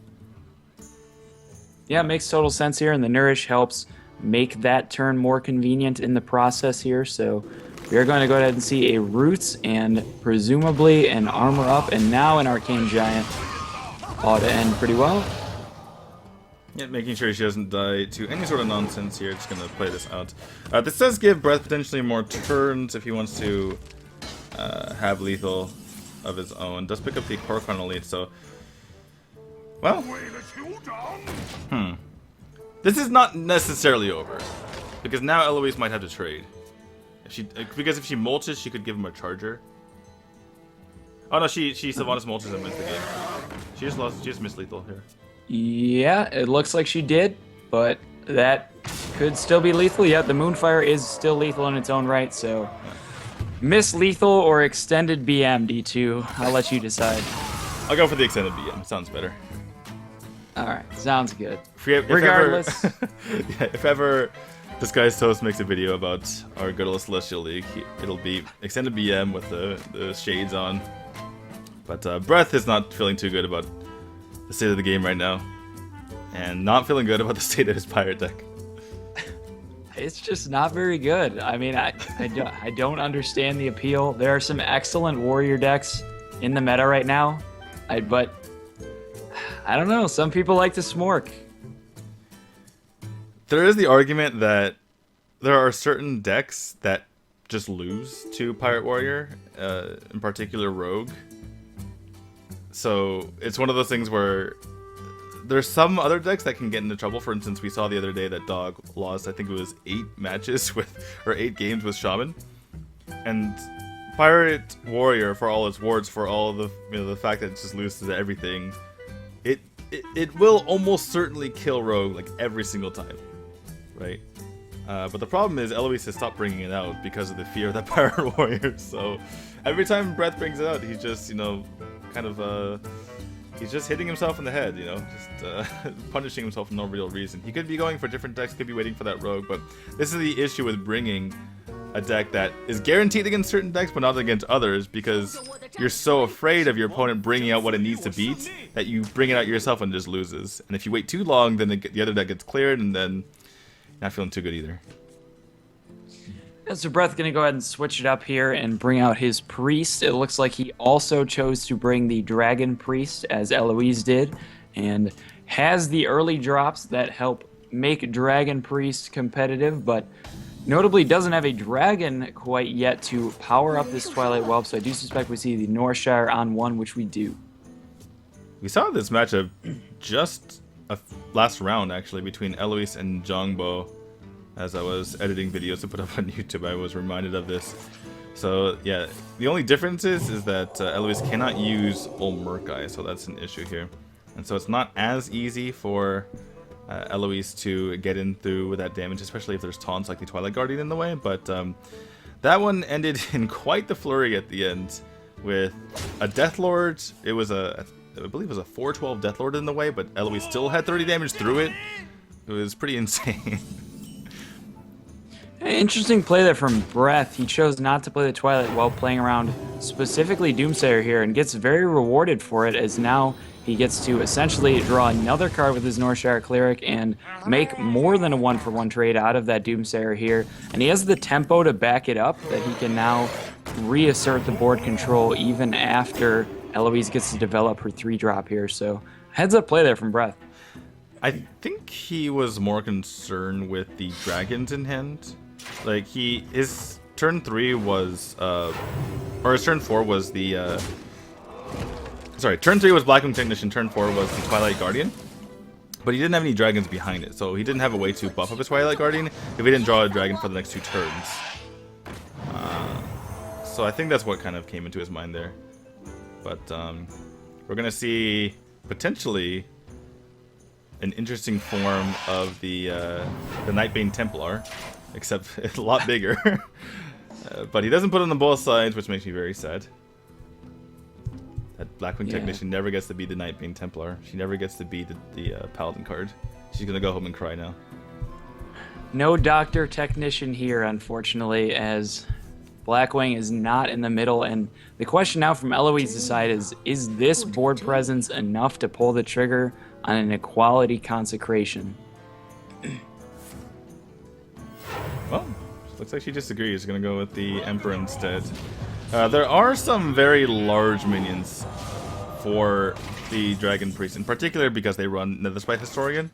So I think that Eloise is just looking for the long game. Even though she does have both equalities in hand, it seems like a situation where it's like, oh, you just use, you know, one of these equalities, you have another one anyway, but she's going to be playing Control for a while and receiving the beatdown from this deck here for a while, so she feels like she needs to just be patient. Yeah, and Control Paladin can afford to take some damage here. That is one of the strengths of the archetype in general, is just the mass of healing that is found. And looks like Eloise is now reaching for the Barns, hoping to find something like a Tyrion, or even just something like the other copy of her Loot Hoarder would be an excellent way to fill in her curve. But instead, now she decides to go for the Equality and the Consecration combo here, and wants to try and assert her control over the board right here now. Yeah, it looks like she was just taking way too much damage. She doesn't have any healing in hand at the moment, so feels like unless she gets card draw right now, it's not going to be pretty for her the next few turns. So she might as well just pull the trigger, and the next few turns she's not going to be worried about, you know, taking too much damage. Because if she doesn't do it now, then she might have to do it next turn if she doesn't draw exactly what she needs. But anyway, bit risky playing this out into Cabal Shadow Priest, but Breath maybe doesn't run into his deck. It'd be kind of bizarre, but it's certainly possible. Yeah, it is possible. I mean, you need a critical mass of dragons in this archetype in general here, that sometimes cards that you might think of as auto-includes just don't make the cut due to lack of room. But on Eloise's side here, she is running a little bit low on resources, so might need a favorable outcome off of this Barnes. Let's see what she finds, and Wild Pyromancer, not exactly what she's looking for here, so gonna go ahead and cycle the Loot Hoarder and continue checking for other resources and order lull. Yeah, she's got all the Pyromancers she needs, unfortunately, but alright, well, she does have the board though, which is somewhat useful here in order to fight back against Breath. Breath picks up a Shadow Word Pain, which I guess can be used because the Bookworm cannot, or at least for its effect. So yeah, it looks like we're in for a wet noodle fight here, Abar, as both players are playing control. But never mind, just kidding, that's a Tyrion. But she might be concerned about the Entomb. Obviously, a lot of people say, okay, well, the win condition for Priest is you just take all the War Leaders and then you never play them. But one way for the Priest to win is to just make it so that the combo can never really go off by playing Tyrion in front of, you know, the anything situation and having the board control so that you can take care of all the other minions on the board. So still very scary for Eloise to play out the Tyrion right here, because getting stolen is not what she wants to have happen. Yeah, at this stage of the game, it just depends on how exactly she assesses her role. As you know, if you run out the Tyrion, or if you don't run out the Tyrion, rather, you're only dealing 2 damage a turn, which obviously gets negated by Breath's hero power. So it just depends on how much of a rush she feels like she's in. Obviously, as you mentioned, Entomb is a very real threat in this matchup, but essentially it's just a question of, do you think you can afford to not be doing anything here, or just sit back and make Breath be the one who has to be making proactive plays?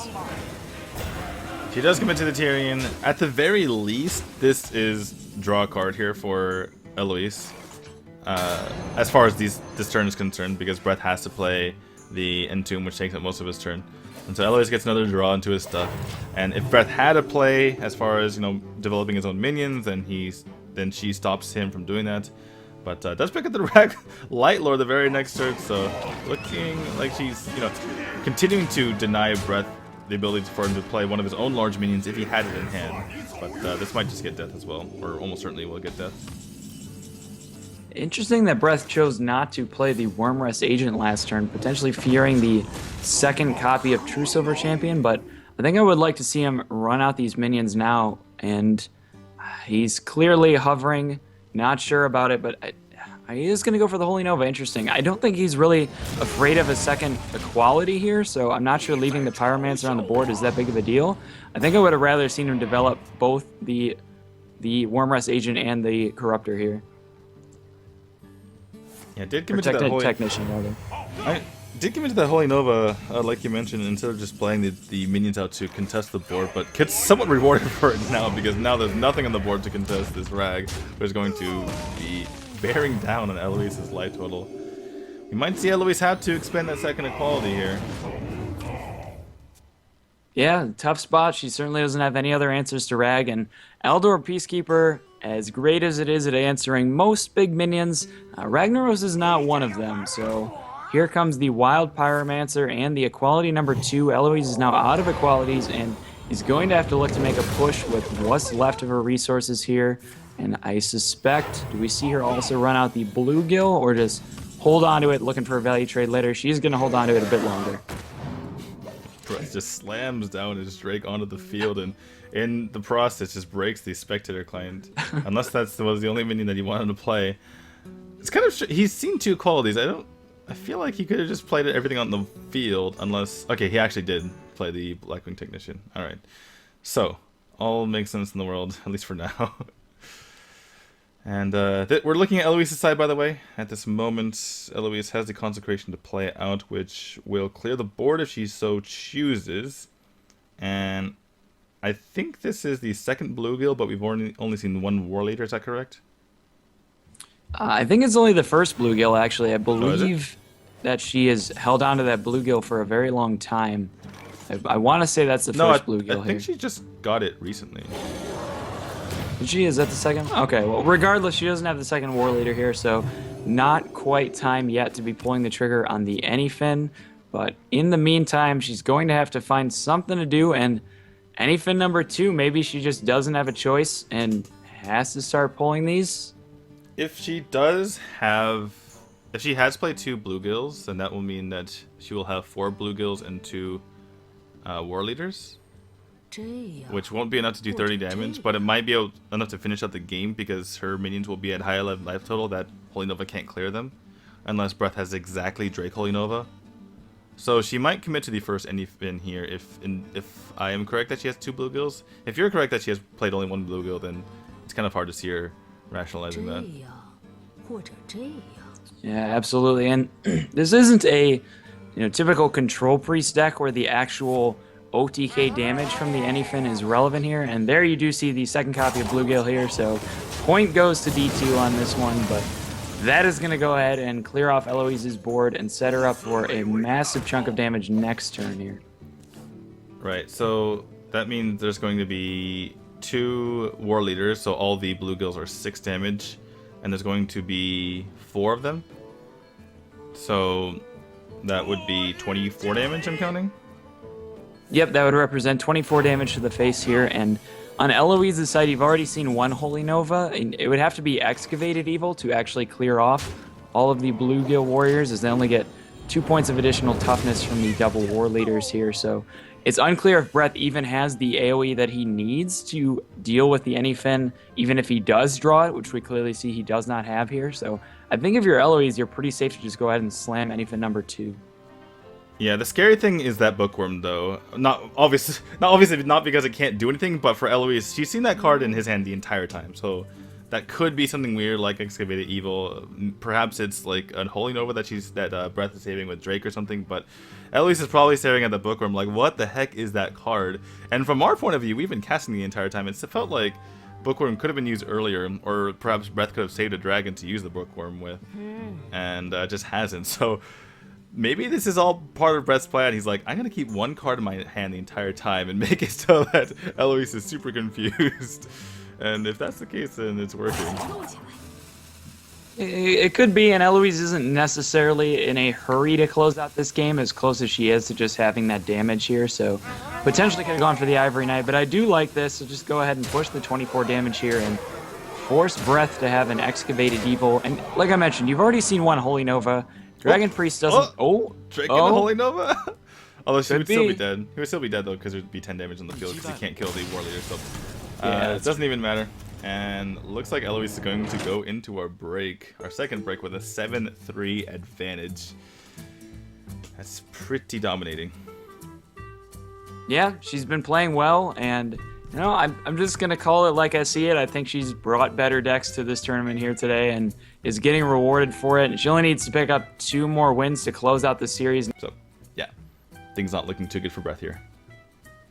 Yeah, Eloise has been the dominant performer in the entire Celestial Invitational, and looks like that narrative is going to continue as she is up 7-3, and Breath, his back is against the wall, and he still doesn't hit that rogue with the Pyro Warrior.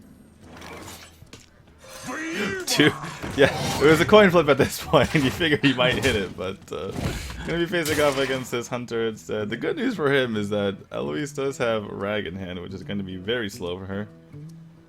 But let's see if she does pick up something. No, Tundra Rhino, excuse me.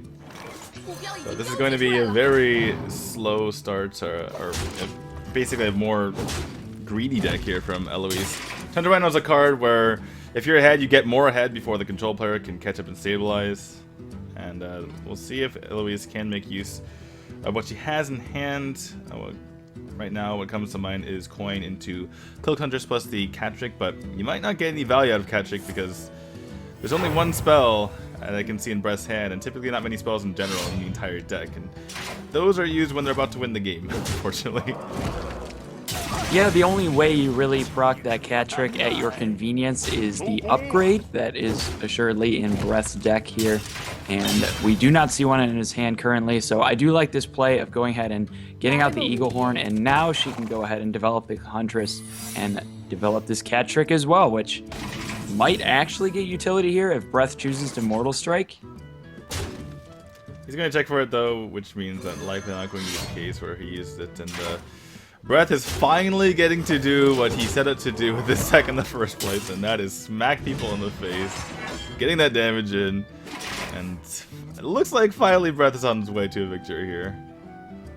Yeah, this could be the one, and I do enjoy the fact that Now, typically, you see the secret turns from the Hunter player force some of the longer turns out of the Hunter player's opponents, as they really have to consider all the secret options. Breath just zero hesitation slammed damage to the face there, so I like where his head's at. Not too worried about these secrets. He knows the place. He knows this deck. Yeah. Brett does play pretty quickly, and so he probably has, you know, some experience with these secrets. And if you think about it, it's like, well, if it's explosive, then I get damage, more damage onto my board, which means more damage to the face with my frothing. If it's bear, I get to deal with it with my axe, which means more damage to the face with frothing. If it's, you know, any sort of, like, a whole host of things. If it's misdirection, that's fine too. I get to hit him on the face. So it's like all of these options end with me hitting him in the face, or hitting my opponent in the face. So I think he's pretty happy with that.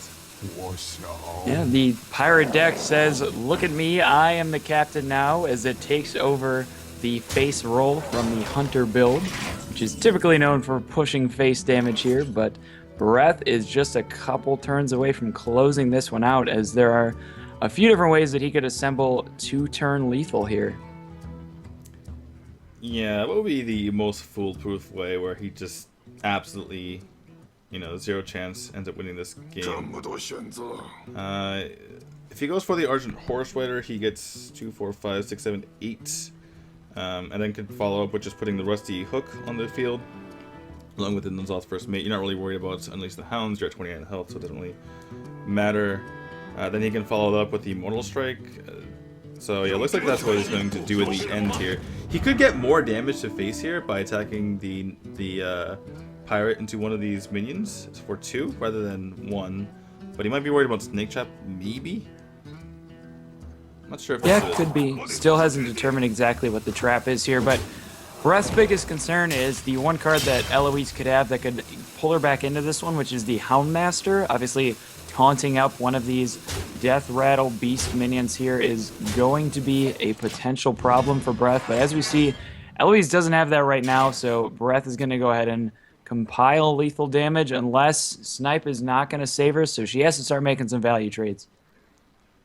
Yeah, even with the Houndmaster here, I think, yeah, Eloise is just dead. But just talking about the side from Brett as far as his turn that we just saw, it just feels like with the Divine Shield on his Argent Horse Rider and the fact that he has Arcanite Reaper in hand, it just, even the Houndmaster here wouldn't really do a whole lot for Eloise and kind of trying to stay alive. But she's going to go ahead, play out her Tundra Rhino so she can start getting some trades here.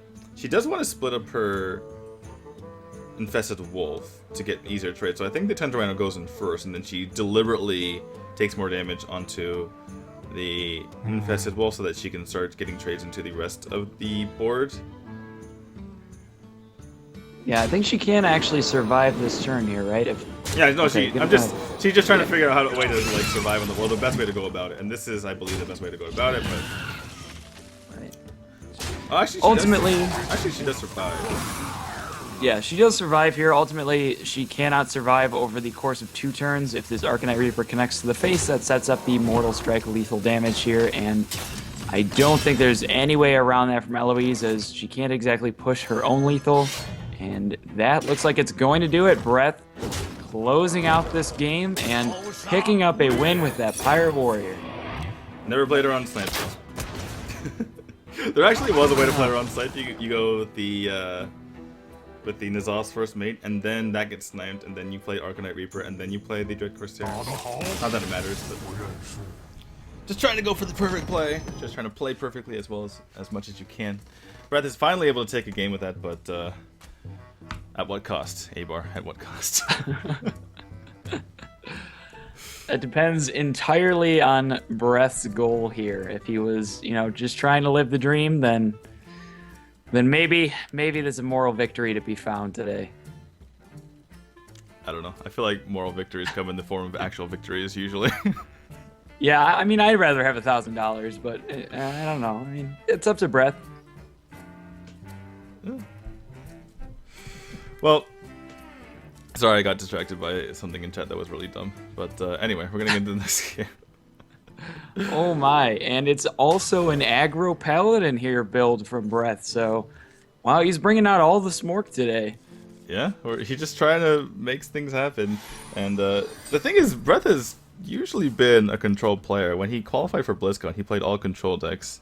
It was back before Standard when you could do things like, you know, ban Druid and just play all control decks against the rest of what your opponent could have if they're running like an aggressive lineup.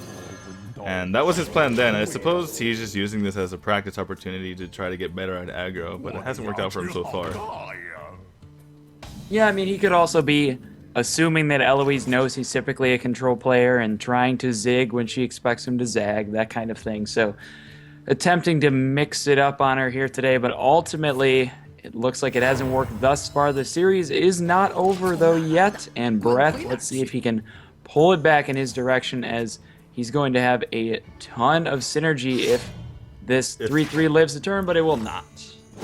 Yeah, if it's arrived. Breath was trying to live the dream, but unfortunately doesn't get the Divine Shields and all of his young priestess here. Does pick up himself as hero for his efforts, and now he's gonna go for the Archmore Strider, but yeah, none of this has worked out for Breath. Is what I'm trying to get at here. If he picks up another steward though, then we're talking. It's the second one that always gets him. See, and I don't know. Okay, the thing is, if Eloise manages to win this game, typically aggro decks are very good against Rogue, which is Eloise's last deck. But this is the rare aggro deck that's actually bad against Rogue, because it doesn't have enough burst, or at least from what I can see, unless it's running like Leroy and other kind of stuff in it. But typically, if you don't have enough, if you're just relying on having a big flood on the board and getting the damage in that way just from having minion damage, then you're not going to work against Rogue, because they can get down to like 10 health and stabilize from there, because they're very good at clearing the board. But see if you can get it done. But that is for another game. We are still in this one. Eloise trying to determine what she needs to go for. I think, yeah, it seemed like a pretty easy Infested Wolf this entire time. The other play was go for the Cloaked Huntress and play out Snipe, but a lot of your... Here we go, Student Darkshire, the value. Young Priestess, get a Divine Shield. Yeah, pump it up to a 3-4 here so the Wolf can't trade in, and from Breath's side it looks like maybe we live the dream. Maybe we get to play another turn with this in play, but Houndmaster is going to be fantastic here for Eloise, and nice pickup of the tracking as well, so she gets to sneak that in and fill out her extra mana crystal in this curve just a little bit more effectively. This is an interesting decision here for Eloise, because she can go for the minion route or the removal route. I'd imagine whatever she picks here is not going to be pointed at face, because she just wants to control the board the entire time. So does go for the very cheap quick shot here. We'll take out most of the minions on Breast's side, that we do see he has the Blessing of Kings in hand, and could go for that right now. And does pick up the 1-drop, which gets more health as you play spells. I'm forgetting the name of that card right now.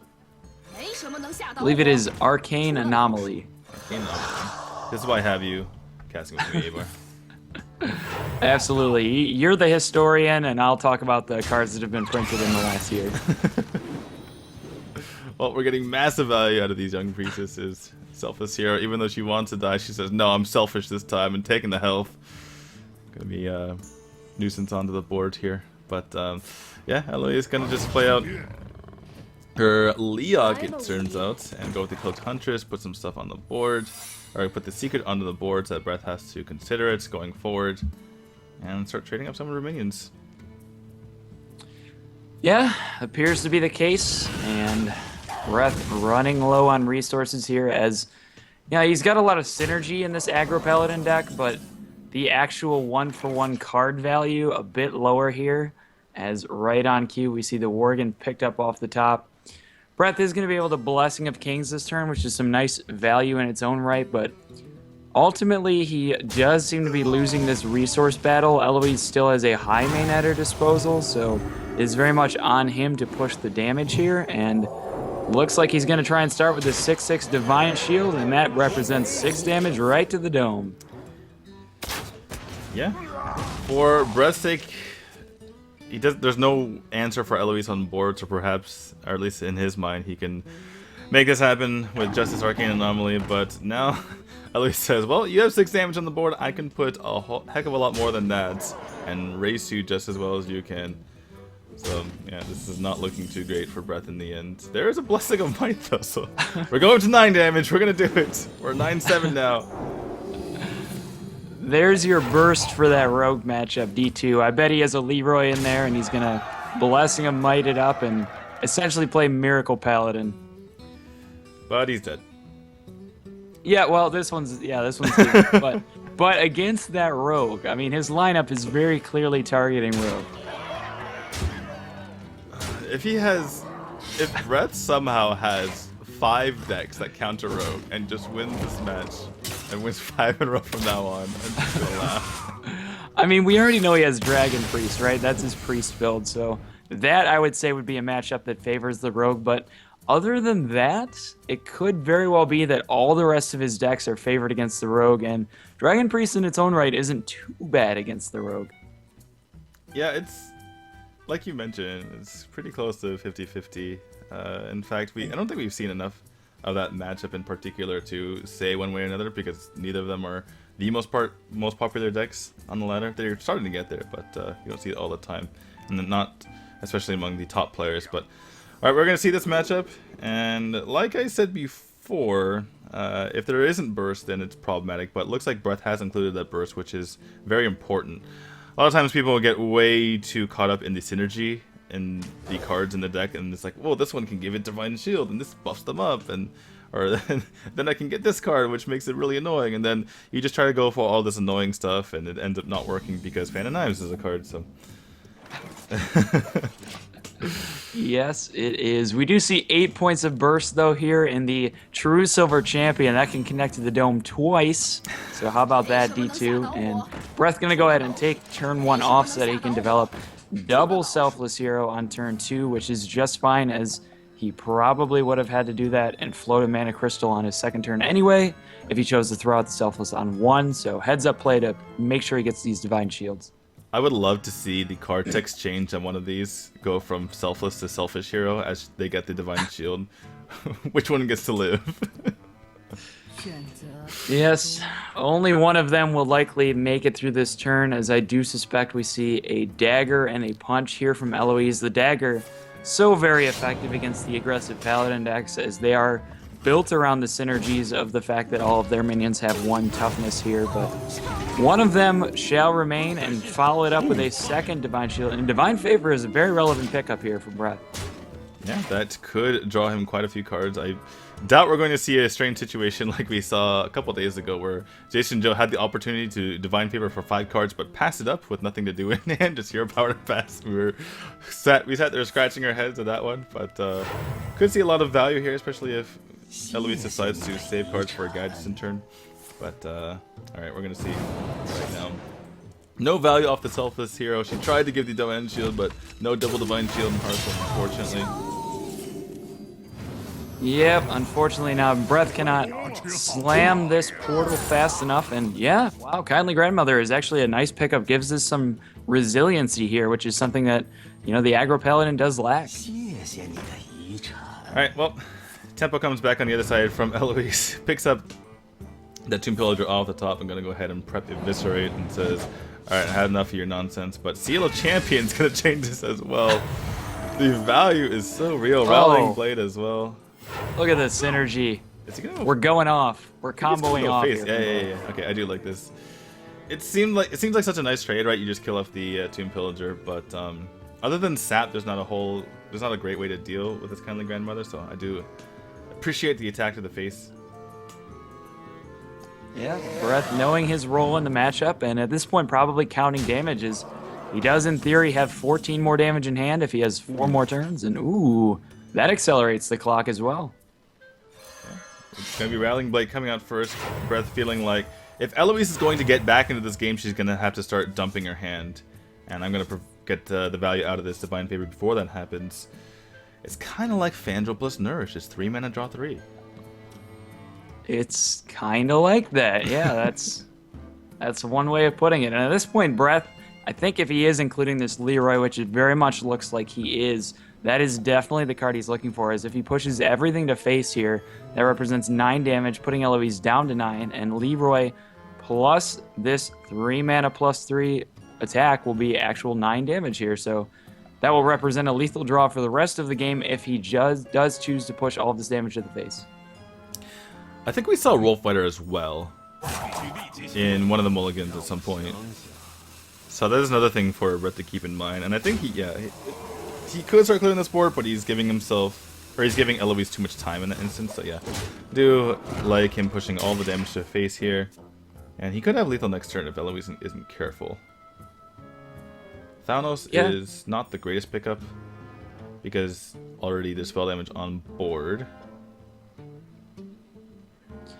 It's actually really tough for Eloise to fully clear Breath's board here, as she has to deal with a Divine Shield, a 5/2 body, and then the 3/2 body, all just to get the Kindly Grandmother and Big Bad Wolf off the board, which is just going to take so many of her resources here. Is there any way she could possibly set up 2-turn lethal here? She does have quite a lot of spell damage. 3 spell damage minions in her hand, though they're kind of expensive, as spell damage minions typically are. Gonna lead off with the Fan and Eyes because she has enough damage on board to take care of that anyway, and does pick up the Shadow Strike here, so that's kind of nice for her sake.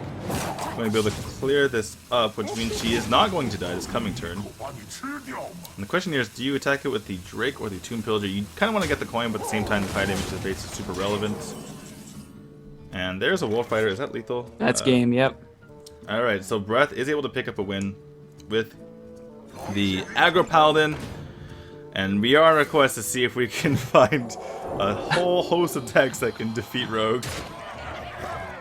Well, yeah, he found one. That's an excellent start here for Breath, as he's going to be climbing from a hole, but it does appear that his lineup is very well geared to go on a run against Eloise's Rogue here, and step one was to pick up a win with that Paladin.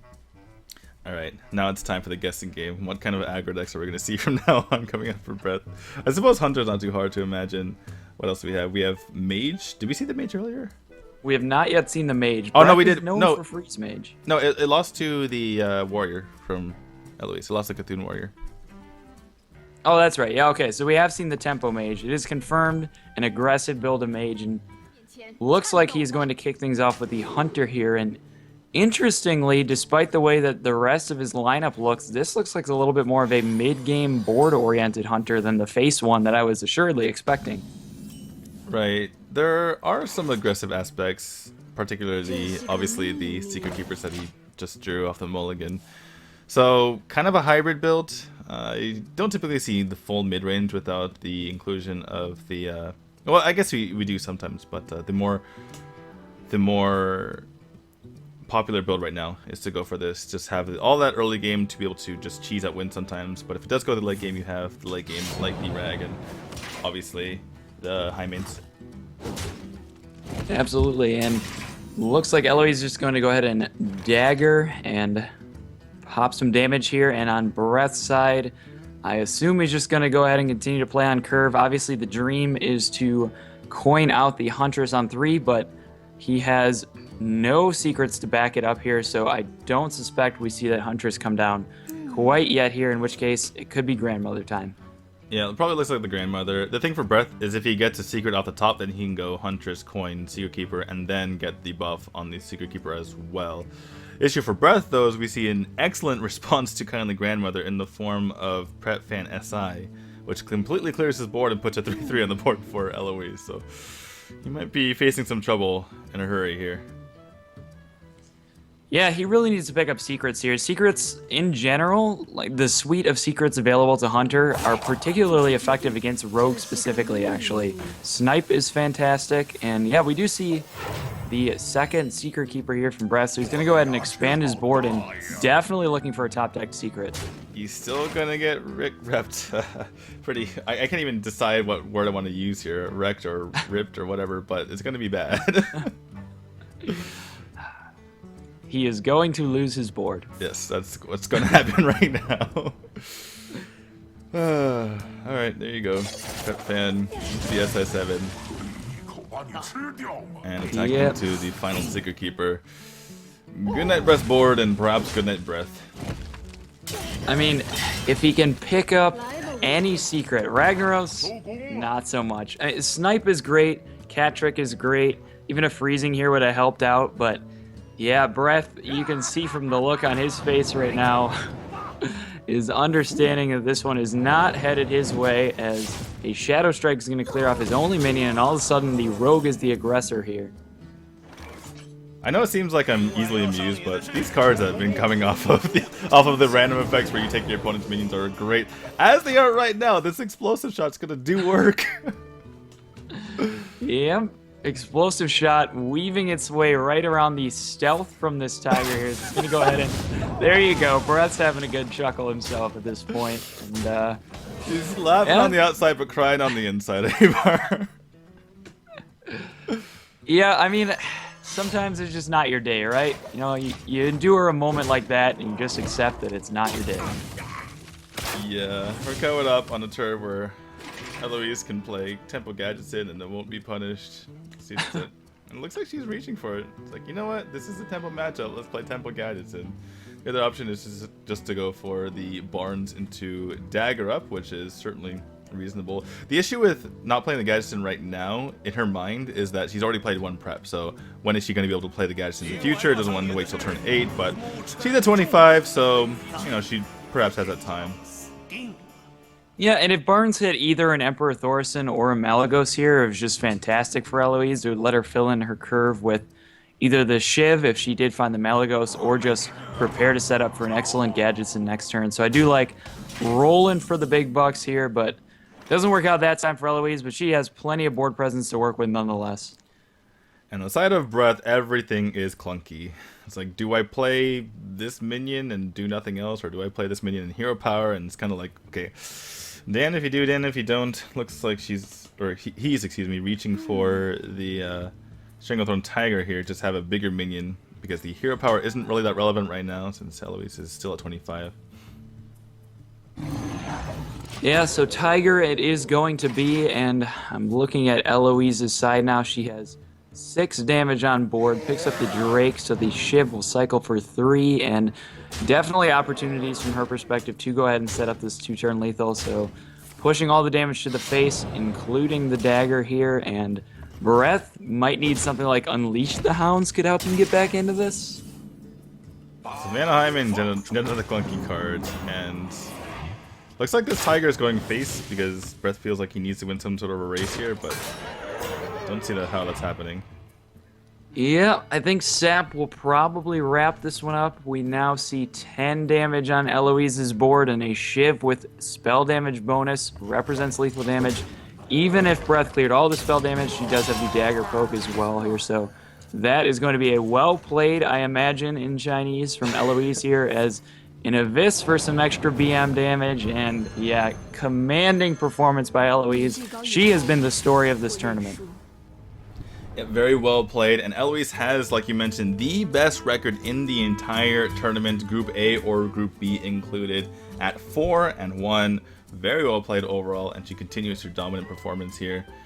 No matter if she's in a hotel or in Roden's room with those old school TVs, it does not matter. She's going to roll on to victory. And yeah, we're going to go ahead and take a look at our results. As you can see there, 9-5 Eloise over Breath, and keep in mind that Reynad versus JasonZhou was postponed because JasonZhou had a family emergency, had to go back to his hometown. That will be played at some point next week, but not streamed. If JasonZhou has to forfeit, it will be a 0-0 win for Reynad, and Reynad would move on to the playoffs in that scenario. But as far as our stream today, that is going to be it. I'm not sure if we have an interview with Breath. I kind of doubt it because he lost, and we've stopped doing that with the Chinese players when they've lost, so probably getting it out of here pretty soon. Anyway, as far as tomorrow's matches are concerned for you guys, make sure you tune in starting at 4 p.m. Chinese time, 9 a.m. Central European time, or midnight Pacific time. That's going to be Life Coach versus Sixo. Life Coach's life is on the line there. And after that, it's going to be the match we've all been waiting for, the Kolento Mirror, Kolento versus Tice. That's going to be our second match of the day, so make sure you tune into that tomorrow. Super hyped. But yeah, it looks like we are going to be ending up right here. Abar, anything we want to say before we get out of here? That was an entertaining series. I don't know about you, but I had fun. There's some good laughs, so see you next time. I'm going to get this music. just run for a moment. I'll have to talk over it, but 1 second.